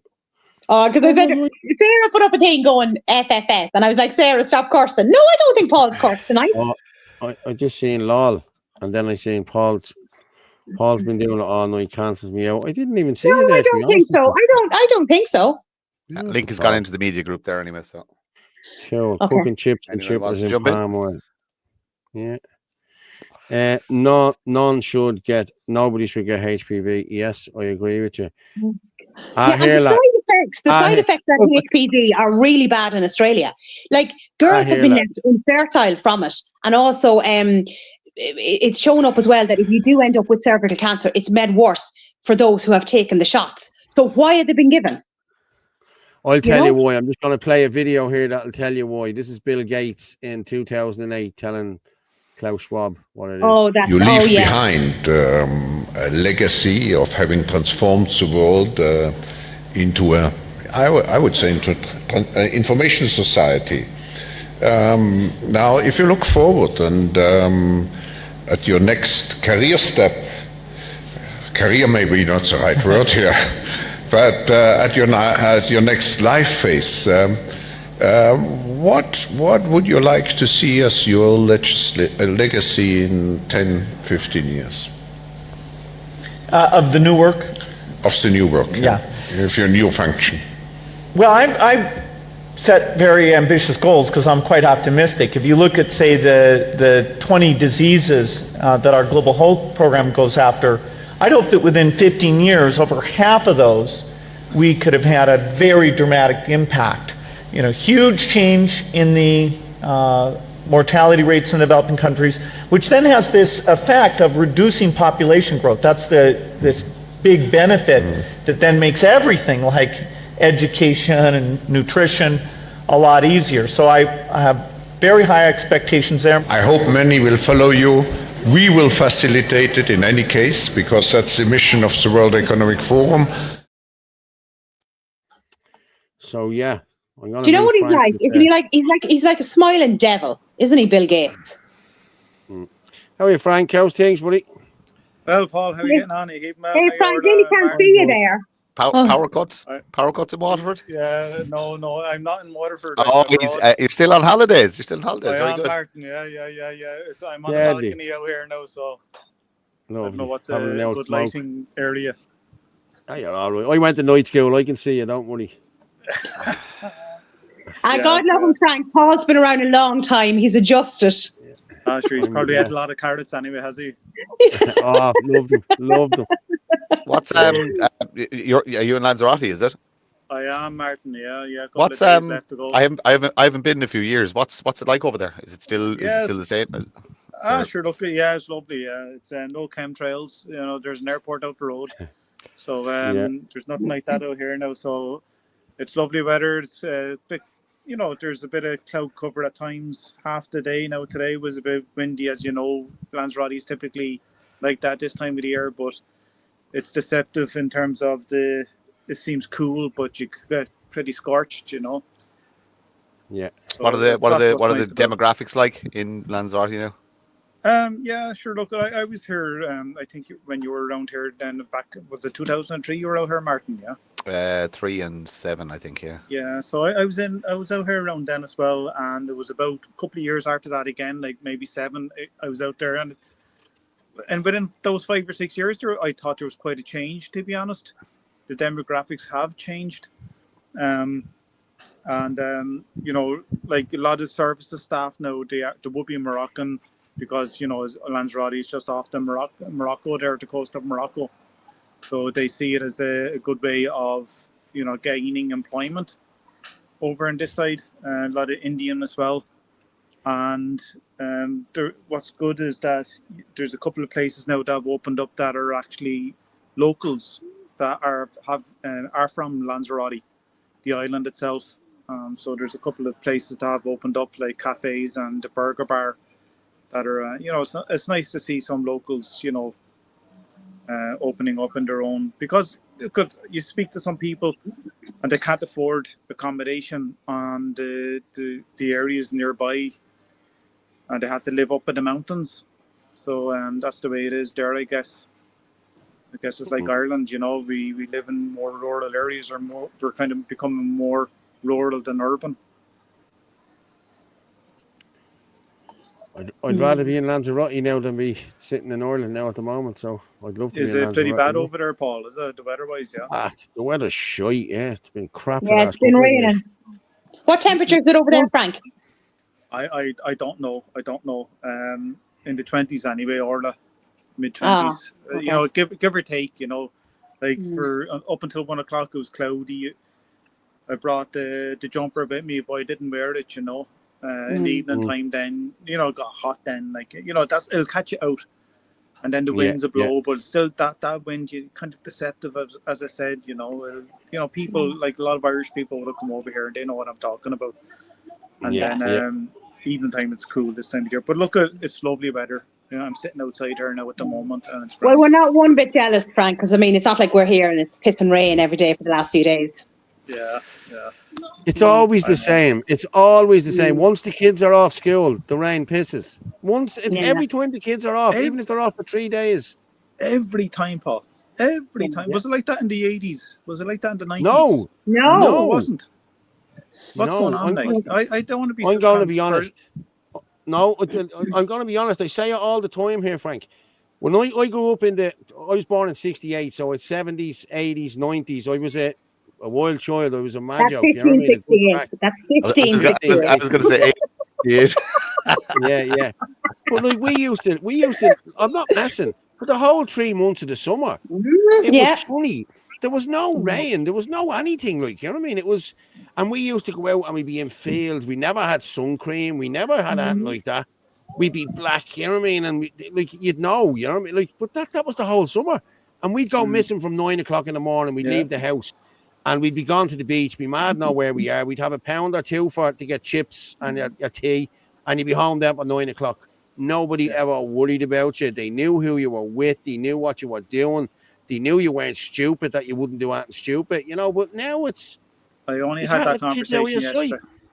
Yeah, 100%. Let the kids out of your sight, you know. It's brutal, like, you know. Once June hits now, that's it, like. Yeah. You know, like my kids go away for a couple of months, you know what I mean? They go down the country, like, you know what I mean? And it's great when the weather's fine down there, you know what I mean? But when the weather's pissing rain down there, it's...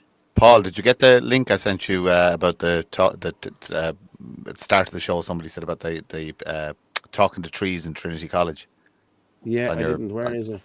Should be send on WhatsApp. Yeah, it's sent on WhatsApp. Yeah. Frank, I see you have a bit of a fan base already.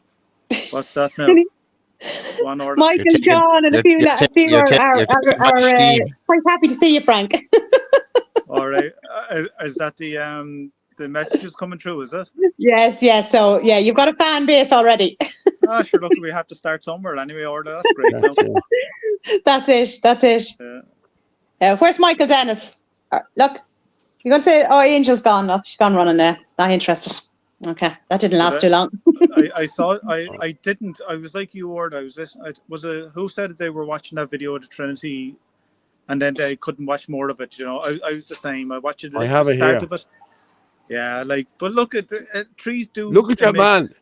Yeah, it's good. I didn't see it. You can. I'm going to show it now. You can generate electricity from trees. You know that, yeah. Mm-hmm. Yeah. And the plants and the leaves and all that. But like creating an AI model to have a conversation with them. I'm sure everybody made a potato clock at one stage or another, didn't they? Yeah, I'm sure they did. Yeah. I'm going to play this, lads. All right. So I'll share this out and we'll play it and come back. We have another while. I have it set for 2.5 hours. So we'll, hang on. No, wrong one. Present. Share screen. Your man even looks. Yeah.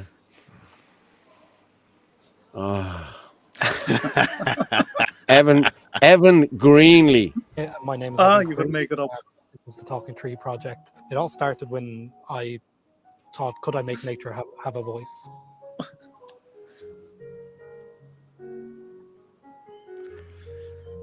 We've built an interface so people can talk to nature and talk to trees.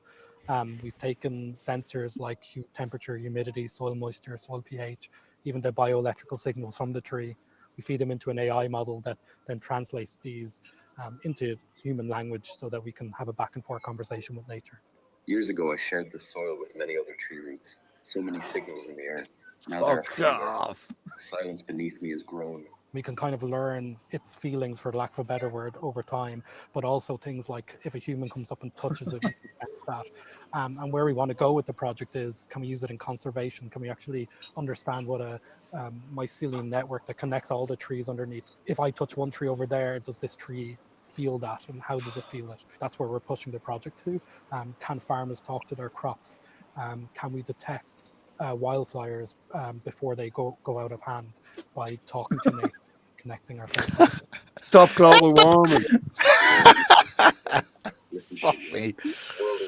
Oh, Sverger. I just yes. I was. We just shared that to James Conway, by the way. Nature in general, and I feel like this Look at the colour of really her hair. helped me. It was a very strange and surreal experience because I passed by this tree for the last 20 years. I've passed by it nearly every day. You never said that, Jimmy. Very unique experience and kind of quite emotional, actually, in a weird way. It's important to try to make more of a conscious effort to get out and connect with nature. So it's a good reminder of that, I'd say. In my time, I felt summers grow hotter and longer, and winters turn less harsh.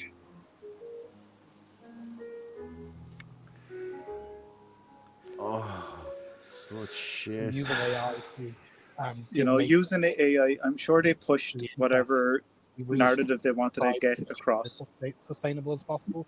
So we're not using any cloud resources to run this or energy intensive sources to run this. Everything is actually hosted locally on the device behind me. The large language model, the text-to-speech, the speech-to-text, it all happens locally. So it's an AI brain that's not connected to the internet in any way that allows the tree to speak. Serenity settles in when you let the noise fall away. Right now, standing beneath my branches, you're already closer to it. How did they know the tree was a guy? What a load of bollocks! Did they? Come on, lads. But did they assume the gender of the tree? That's the question that needs to be asked, because that's clearly a man's voice. But like, we also need to know, like, is the tree upset every time a dog comes up and pees against it? Not as upset cares? as him. Who cares? It's a fucking tree. I'm actually, Orla, I'm actually in Dublin tomorrow. I might put that to the test. Will you share the link to James Conway, by the way? He might benefit from that. Yeah. I'll to be honest with you, man, if you look at what he has there. He has two little raspberry pies sitting on a bleeding box with something that someone wants to hear. Like, the tree is hardly going to go, that fucking dog. Your man's at the walking by me 20 years and never said hello. Now the fucker's saying hello to me today, Come on. Fuck off. The swear jar again. Look, sorry. Yeah, I know. But you know what you'd love to know as well is, like, what are they getting paid for that? Like, how much money is going into that rubbish? Huge grant. Grant. It's AI. Of course it's a huge grant. And look who's promoting it. Frank, you'll probably be able to find out fucking million. when you're back to work. Say that, Martin, you broke up. You'd probably be able to find out when you're back to work. Probably. Come on, man. Magic mushrooms. That's exactly it. That's what it's like. Just take the mushrooms and you'll hear the trees. You gobshite. You know what I mean? Fuck's sake. Get back into it. You taste the muck in your mouth. You think you're talking to trees. Hey, come on, lads. Get back to nature. You know what I mean? Instead of this bullshit AI, like, it's just ridiculous. Like, seriously. Yeah, I know. And this is what 750 million euro gets you on RTE, because they're promoting this shit. Like, you know what I mean? Yeah. Oh, lads, it just boils my bleeding blood. I swear to God, it really does. Up to 1,400 there, people. Fair play to everyone for sharing it out there. Any news, Frank? No, I feel I'm trying to touch in every day, to catch up with a few things. I missed a few meetings and spaces, kind of touching and out, kind of jumping in, listening anonymously. The furore over what happened with Tucker McGregor, trying to filter my way through that. I haven't even listened to the whole interview, but I've listened to half of it.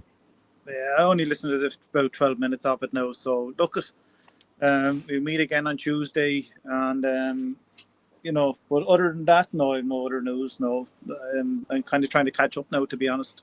Orla. All quiet. When you're kind of away from everything, you could easily switch off. But I still want to touch base. You probably should just switch off, and we should all do it. I'm saying after the 26th. I saw that. Give it a week just to see where the pieces fall, and then everybody should just take a few days off. Just turn off the phones. Just go piss in the someone just put in the comments there. I thought Conway was old. No, he's not. So and then she goes, "That's Frank Conway there, Davina." Yeah. So somebody thought you were old. You Google Frank Conway local elections there, Paul, right? Or you Google Frank Conway economics, and you'll have Frank Conway from MABS, the Money Asset Bureau, and he ran in the local elections for Fianna Fáil. Oh, that's probably who they think it is. There's two of us, and he's got a few years on me, so. Right. Yeah. Well, you missed a great meeting on Friday. Very productive. Well, for some of us. It was a great photograph now, to be honest. Paul, stick up the couple of photographs. I will now. Hang on. I just have to make sure I'm sharing. The one behind the bar is particularly good, isn't it, Martin? Look, you asked me for a pose, so I gave a pose. Yeah. Oh, we'll do the one at the fire first. Yes. It's a good one. At the fire first. Yeah. All good. I'm in it. Oh, for God's sake. There you go. That's the team. Is the floor slanted or are you on a boat? Look at this one. We're just at Martin. Were you on a stool there? No. I'll tell you one thing. He was going downstairs. That's at Orla's request, just to make fun of my height, be even smaller, which is fine. Yeah, but the worrying thing about it is, why is my head so big compared to everybody else's? Are you standing up, Martin? Are you? Huh? Here, Martin. Far away, near. Near, far away, near. You're near. We're far away. Well, there's not that much of a difference between us. Jesus Christ, my head is massive. And Anthony looks like he's like a giant or something in that photograph as well. Yeah. Jesus, Paul, you're very close to Anthony there. Well, hey, he jumped into me there. You know what I mean? Yeah. They're just jostling for position. I'm in charge. Yeah. Oh, Lord God. No, that's a good one. That was quite funny. Yeah, it is. It's a good one, yeah. And Paul, I have to say, poor Tom had to kneel down nearly because he's like about 7 foot.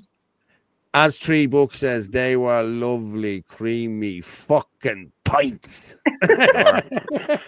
Weren't they? Good, aren't they? Wow. Man. It's nice when you're able to pull your own pints. Like it's a lovely spot. Brilliant, yeah. Yeah, well, it took a few goals, Martin, for you now, wasn't it? Not at all. I don't do lager, you see. It's an alien concept to me. So yeah, creamy pints, no problem. They were lovely, but I couldn't figure out the lager. I was the same. The creamy and everything was very civilized until the whiskey came out. I told you, Martin. I told you. What did I tell you? As soon as that whiskey cracked open, boom. It's like giving whiskey to the Comanches, I'm telling you. What's the whiskey? Oh, it's like giving whiskey to the Indians, giving it to me, man. I tell you. There wasn't whiskey in the morning. The bottle was empty, so I know what happened. I know. Did you see the head of me the next morning? I couldn't see it the next morning. Everything was blurry and I couldn't find my phone. It was after my phone. I can't find my phone. It was like an Arab's bleeding sandal, man. I swear to God. It was in an awful state. 3 cups of coffee and man. I had 3 cups of coffee before you come in, like, you know what I mean? It was He's a sound all skin though, isn't he? Yeah. Brilliant. I have to say. Yeah. The groovy gang. Well, as you can see, the only one, Frank, that had a bit of manners that night was myself. I was there keeping an eye on the rest of them. Yeah, well, you did a fucking shit job of that. Which yeah, it was kind of shit. Hang on, with your shandies. Your shandies. Hold on a minute, Martin. There's no photographs of anything, is there? No. No, evidence. No. Oh God. That's good. If that was an IFP party, the video would be going all night. You know what I mean? Just to catch someone out, like. No comments. And we'll use that in 6 months. You know what I mean? Yeah, you know the idea. But no, it was good crack. Now I have to say, it was good crack. Really was. I enjoyed it. Oh, I know it was good. It was good crack. And Tom, every time I turned around, Tom was on another coffee. I swear to God, he must have had about 10 of them. I saw him. Oh, He actually went out and recorded a radio interview as well. During that, after the meeting that was played the following morning. I think Tom. he hung up. Yeah, he was actually doing. Yeah, he went out. He was in the Jeep doing a meeting. Yeah, he radio was in interview. the Jeep. Yeah. He's good. I have to say, he's good. He can hold his own. Listen, he's some man for work. I have to say, no, he never stops. So fair play. Yeah. He deserves a big. And I'm just after seeing Sarah's message there. She said, Paul was like Johnny Cash, dressed all in black. Yeah. I mean, we just know what you mean, like to bless ourselves and start a decade of the rosary. There was a sing song as well, wasn't there? Yeah, but Anthony had the guitar. He was trying to play the guitar, yeah. I kept giving him a stick, didn't I? I kept telling him. He did a good job. He did a good job. I know. I have video of that. Yeah, I think I told him a couple of times, you're shy on that thing. Do it a bit louder, do it a bit faster. Oh, stuff. Yeah. Frankie, just be grateful you were over Lanzarote. That's all I'll say. Nah, we'll be doing it again. So it's good. And look, and fair's the other thing to be said as well. Look, there was 3 hours work done before any fun was had. So it was 2 very, very productive. Exactly. Meetings. Yeah. So, 2 very good meetings now, I have to say. Yeah. And a Shinadina meeting, and it was great to get some heads together and a couple of people who hadn't met before and stuff like that. So it was very, very, very, very productive. And again, thank you very much to our host. It's a fantastic location. So yeah. We'll be. Get that out of your phone now. Delete that out of your phone just in case your phone is taken. We don't want anyone knowing where that is. You know what I mean? That's the secret hideout. You know what I mean? That's it. Fuck that. We need we need 1 or 2 more. We do need 1 or 2 more. Yeah. There's do you remember the 2? Actually, do you know what we have to? I know it's a bit out of the way for a lot of people, but do you know the two brothers we met from Kerry? Yeah. They were 2 good guys, yeah. We should head down to their what are you laughing at, Orla? Michael's comments. Somebody put something in the comments. What was it? Just go back one. Michael John, just go back. Michael John. I'll be snogging all the handsome men. You won't. You have to pay.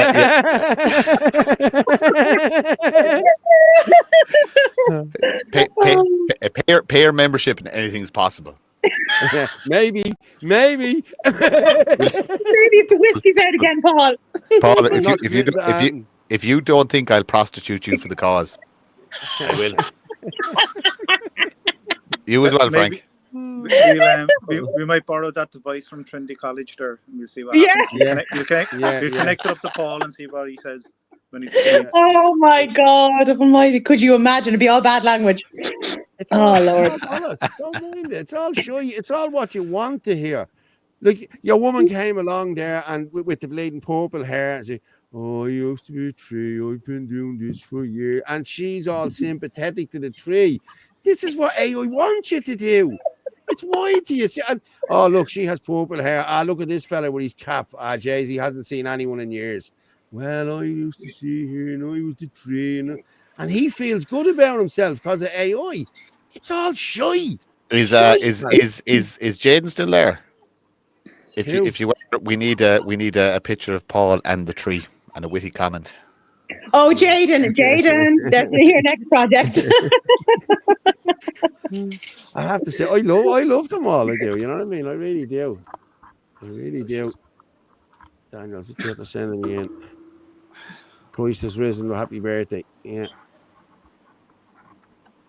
And I'll just share that there, just so as we can, because we're on Easter, and we're still Easter. So there we are. Happy Risen Day and happy birthday. There you go. I have a problem with this image. I did see it from Justin earlier. Here's a problem with AI, right? And it's not the problem that you think, right? It's not the problem you think. Just pull up the image again. I know, Paul, pull it up again. Right. Look at the sheep in the middle. Zoom in. Yeah, the two heads. That's not good. That's not good. There's the issue, and that will tell you there is something definitely wrong with me. That's what I picked up on this image, not anything else. Yeah. You look at this one's little head. So that's like its arse more than its head. Yeah. Listen, I know. AI. I've done some of these AIs, and they do shite. Some of them do. You know, the faces, we did it when we were trying to do the journalist thing. We were trying to set up the ICJA, the Irish Citizen Journalists Association. Okay. And I think it's still a great idea, like, you know what I mean? But we were had a constitution, the whole lot ready to go, the whole lot. And a few people said they come on board, but then they didn't come on board. So it was just shelved. But I still think it's a good idea. But we were doing these AI images then, you know what I mean? And people are just picking up, they're not real people. Look, their faces are all mushed and they're this, that, and the other. But it's actually getting a lot better now because you know what you're doing now. A lot of people do. It's not really. Frank and me had great fun with this one a while back. I remember trying to get the Pine Martin on a flag. Well, I did a better job now, and I thought it was pretty bad. Like, and you actually got a physical Pine Martin on a Pine Martin actually on a flag, as in literally on a flag, not so funny. Yeah. AI is good, but it's not quite there yet. Really, Martin, Jaden has asked me, can I play this video that you will like it? I want Martin to see it because he values your. Okay, just bear with me there. Okay, this is a libertarian thinker, Hans Hermann Hoppe, on anti-white ideology. Oh yeah, Hermann Hoppe. Okay. Yeah. Okay, we'll have a look at this and we will come back. We have a few more minutes to kill. I can't say that word. I feel like sometimes that I'm courting the libertarians and then they're courting me back. It's a very interesting relationship. Yeah. You and the evil people doing real evil things to real private property owners. Most importantly, of course, the ruling elites in charge of the state apparatus, as every libertarian would have to admit. No, one surely has no obligation to be nice to them. And why is it in particular the small minority of white, gentile, heterosexual males, and especially its most successful members, that owes some extra kindness to the vast majority of all other people? Why not the other way around? After all, most, if not all, technical inventions, machines, tools, and gadgets in current use everywhere and anywhere, on which our current living standards and comforts largely and decisively depend, originated with them. All other people, by and large, imitated what they had invented and constructed first. All others inherited the knowledge embodied in the inventor's products for free. And isn't it the typical white hierarchical family household of father, mother, their common children, and prospective heirs, and their bourgeois conduct and lifestyle that is everything that the left despises, discourages, and maligns? Isn't it that lifestyle and that social order that is the economically most successful model of social organization the world has ever seen, with the greatest accumulation of capital goods and wealth, and the highest average living standards? And isn't it only on account of the great economic achievements of this minority of victimizers that a steadily increasing number of victims could be integrated and partake in the advantages of a worldwide network of the division of labor? And isn't it only on account of the success of the traditional white bourgeois family model also that so-called alternative lifestyles could all emerge and be sustained over time? It is white heterosexual men who have demonstrated the greatest ingenuity in the street of prowess. And it is societies dominated by white heterosexual males, and in particular by the most successful among them, which have produced and accumulated the greatest amount of capital goods and achieved the highest average living standards. Do your own thing. Live your own black, brown, feminist, Jewish, homosexual life as long as you do it peacefully and without invading other people's private property rights. If and insofar as you are integrated into the international division of labor, you do not owe restitution to anyone, nor does anyone owe you any restitution. Your coexistence with your supposed victimizers is mutually beneficial. But keep in mind that while the victimizers could live and do without you, albeit at a lower standard of living, the reverse is possible. The disappearance of the entire victimizer class would imperil your very own existence. Hence, even if you don't want to model yourself on the example provided by white male culture, be aware that it is only on account of the continued existence of this model that all alternative cultures can be sustained at their present living standards, and that with the disappearance as a global effective Leitkultur, the existence of many, if not all, of your fellow victims would be endangered. This does not mean that you should be uncritical of the Western white male-dominated world. After all, even these societies most closely following the correct model also have their various states that are responsible for reprehensible acts of aggression, not only against their own, but also against foreigners. But neither where you live nor anywhere else should the state be confused. Not the Western state, but the traditional, normal, standard Western lifestyle and conduct of Western people, already increasingly under heavy attack by their very own state rulers and their drive toward totalitarian social control. It is these people and their culture that deserve your respect and of which you are a beneficiary.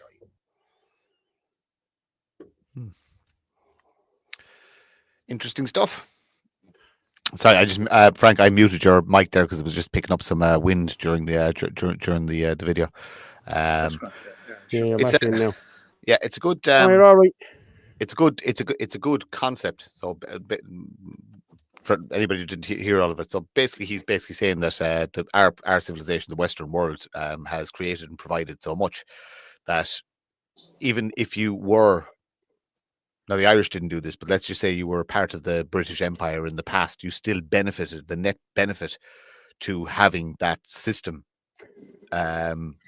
forced upon you is still better. You know what I mean? Look, Europeans created almost everything. You know what I mean, that we take for granted today.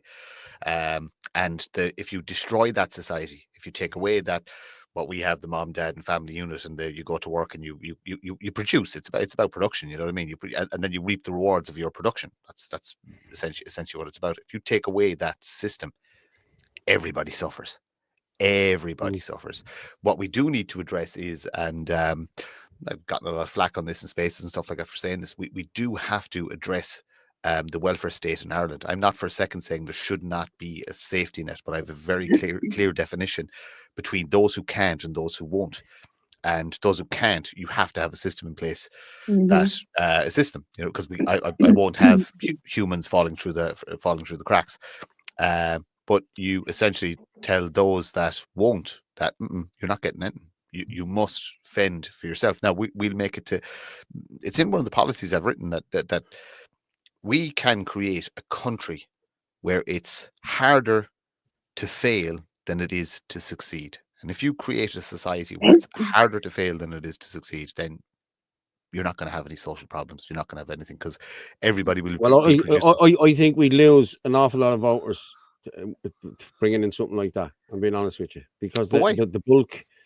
I think we would. I just do think we would. A lot of people would say, no, I wouldn't be voting for something like that. You know what I mean? Because a lot of people do just stay on. I understand why, and I get all of that. But they're not going to vote for you, man. But okay, so here's the. Would you not like a higher standard of living? So you're willing. These people that you're talking about who are getting what 220 or whatever. Yeah, look, they might be lucky enough to get a council house, and they might be lucky to whatever. But you're still scraping to make ends meet. Do you not want more? Yeah. Do you not want better options for your children? Do you not want to not have to? Do you not want to have to live week to week? Do you not want to have to worry about your car breaking down? Do you not want to have to? If everybody is producing a small little bit, all of them things. Yeah, but if everybody's producing a small little bit, then everybody reaps their reward. Now, of course, look, you need a responsible government in place as well that doesn't waste money. I'm not talking. I'll give you an example about people kind of worry about, oh, he's going to cut social welfare, he's going to do this, that, and the other. Well, I actually think moms should get paid to stay at home and mind the kids. So there's free for anybody who gets onto the model that Hop spoke about there, which is mom, dad, and kids. That's. I'm going to get killed for this. That is still production. Creating humans is production. It's your the whole ethos of the family and rare. Don't say breeding, right? Don't say breeding. Just going to say that. Don't use that word. Don't say the D word. That's Tom's word, and I support it. I endorse I endorse his message.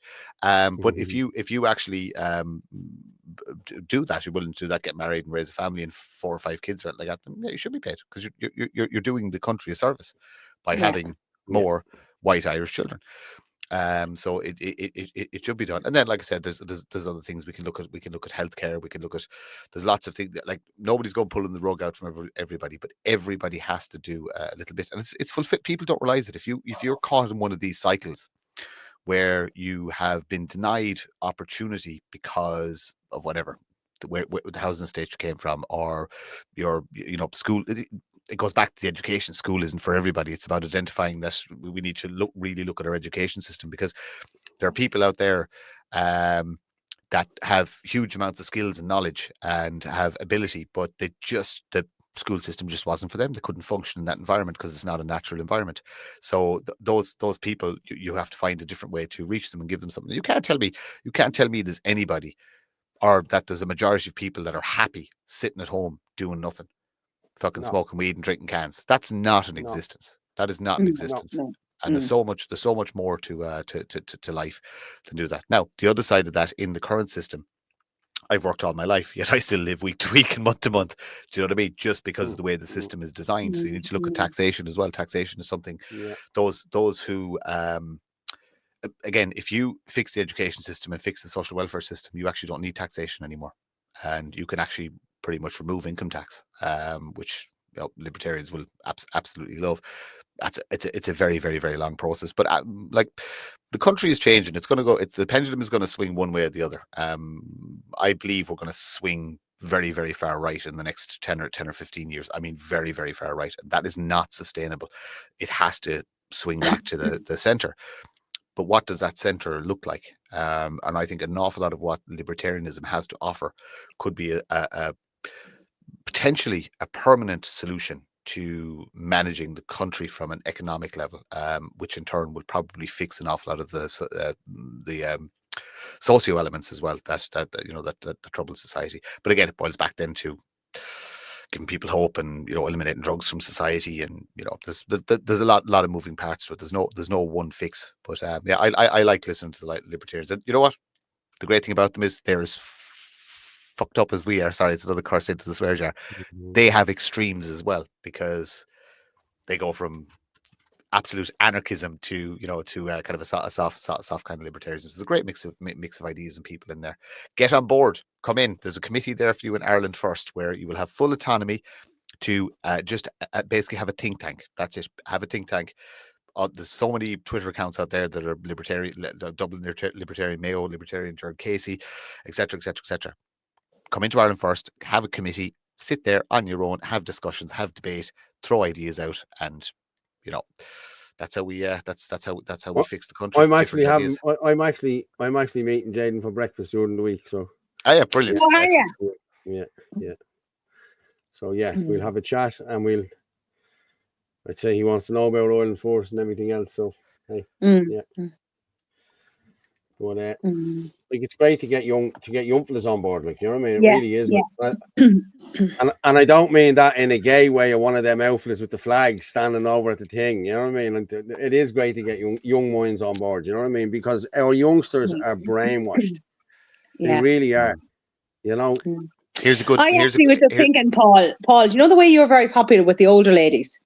We should maybe do some sort of special offer that if somebody gets a membership, they can get a date with Paul. You ever get a grip, will you? You're mad joking.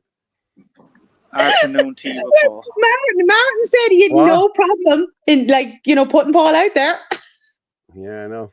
What did you say, Frank? It's anything for the cause. Sorry, Frank. They could get afternoon tea with Paul. Yeah, afternoon tea. Yeah. Burger King. Tea break. You like the American gigolo? Or you like a gigolo? Like, is it? Is that what you're talking about? Is it? Yeah. You. Pretty much. Richard Gere. I'll do anything for this country, and if it means selling you. No. Yeah, we've no problem with it, Paul. I've even got my pimp gown. I'm not for sale. I'm not for sale, man. I'm not for sale. What did you say, Martin? You've even got your what? My pimp gown on. Oh my God. Right, lads. Frank is just there going, good God, what have I got involved in? I should have taken the extra few days. Yeah. Before they listen, hey. Well, I tell you what, Frank, I'm going to leave you. That you can. I'll drop you down there. I'll bring you back in a minute. Yeah. But I'm going to finish up. But if you want to say anything about Paul Fitzsimons kissing booth, yeah, we'll do that in the 26th. And now I have to say, I'm a good kisser. I am a good kisser. Yeah, I am. Yeah. Yeah, well, Martin's nice. You're fuckers, you know that. Now here, I'd have to see you and kissing. It's not going to be a glory hole job now, is it? Now, come on, you just stick the lips out. No, lads, that's not going to happen. No way. No. Yeah, well, come here. You'll have to buy me a drink or two before you kiss me. Oh, you're a funny bastard. I swear to God. You're funny. There's a swear jar again. Yeah, well, you're making me course. You're making me course. I have a solution to the education system, which I discussed with Jared Casey, but I guarantee teachers won't be happy. I have an alternative method to that. Okay. No civil servant will be happy with anything a libertarian does, because at the end of the day, you're taking their income away from them, and you're forcing them into the private sector. They're not going to like it, but from a society point of view, it works. Someone just put in there, I had Obamacare for a while. It was amazing. Best insurance I ever had. One thing I wasn't happy Trump did away with. Well, I only heard today that it's pensions and all now he's doing away with that. Like, I've relations over there, like, you know what I mean? And I could mess with their pensions. What he's doing, like, you know what I mean? With the pensions and the whole lot. So, you know, people aren't happy either. You know what I mean? But I suppose you can't please all of the people all of the time. You know what I mean? Someone's going to be not happy. You know what I mean? Was I talking there? Did you hear me or what? Or, yeah, we did. Right. Paul, just before we finish up, what are the numbers? 1,400 were at. Oh, brilliant! Great. Yeah, we're at 1,400. I did share it already, did I? Maybe I didn't. I had it ready to go there. You know what I mean? So yeah, but yeah, Frank, do you want to say anything about the protest on Saturday? Ask people to get there. Yeah, I guess you know, do our best, and I don't know. I honestly don't know what's going on in terms of some announcement or anything that's happening. But look, other than that, we're there for a reason, and that's to kind of keep fighting for the cause. And some people might think that protest is not the answer, and I kind of felt that the same way. But this is a big one, and be great to see, you know, a big number out there, and looking forward to it myself. Great. Lovely, Frank. I'll drop you down, okay, and I'll talk to you in a minute. Martin, do you want to get up there and say a piece for that? Yeah, look, same as make the 26th. GPO tomorrow as well. I think it's 1 o'clock. I could be wrong. I'm hoping it's 1 o'clock. But yeah, GPO tomorrow. Anybody who's around, just look, just be there. It's a nice commemorative event. And then on the 26th, come bring the wife, the parents, the grandparents, the brothers, the sisters, the kids. Just bring these are always fun day outs. And also, if anybody can track the movement of the 2 water cannon the government bought, I'd really appreciate that too. Thank you. I'll drop you down there, Martin, and I'll talk to you in a minute. Well, thank you very much, Orla, again tonight. It was brilliant. Fair play to you. It's been emotional as per usual. I'll let no problem. And just for anyone next Saturday, please bring the swear jar, preferably a big one. Paul's going to need it, and drinks on him afterwards. Yeah. Yeah. There's no drinks on me. Oh, shit. Sorry, Orla, I threw you down there. Okay, I'll drop you down, okay, and I will talk to you later. See you in a minute. Talk to you in a few minutes. Now, let me just get myself ready here, people. You know yourself. No, that's the wrong one. I want to do that. Yeah, I need to change that bad boy. Boom. But, yeah, anyone, if you can, please, the 26th. Anyone who knows me, anyone who follows us, anyone who does anything, please make sure you're there and bring someone with you. Bring your ma, your dad, your brothers, your sisters. Bring everyone there. We need to make a statement. You can't get school places in this country. It's gone ridiculous to get school places. Hospital places are gone through the roof. We can't get anything. You can't get dentist appointments. You can get nothing. You can't get a house. People can't buy houses.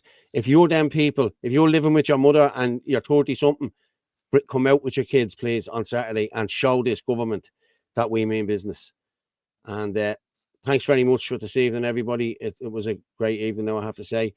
And as I say every night, the truth is like a lion. You don't have to defend it. You just let it loose and it will defend itself. Good night and God bless.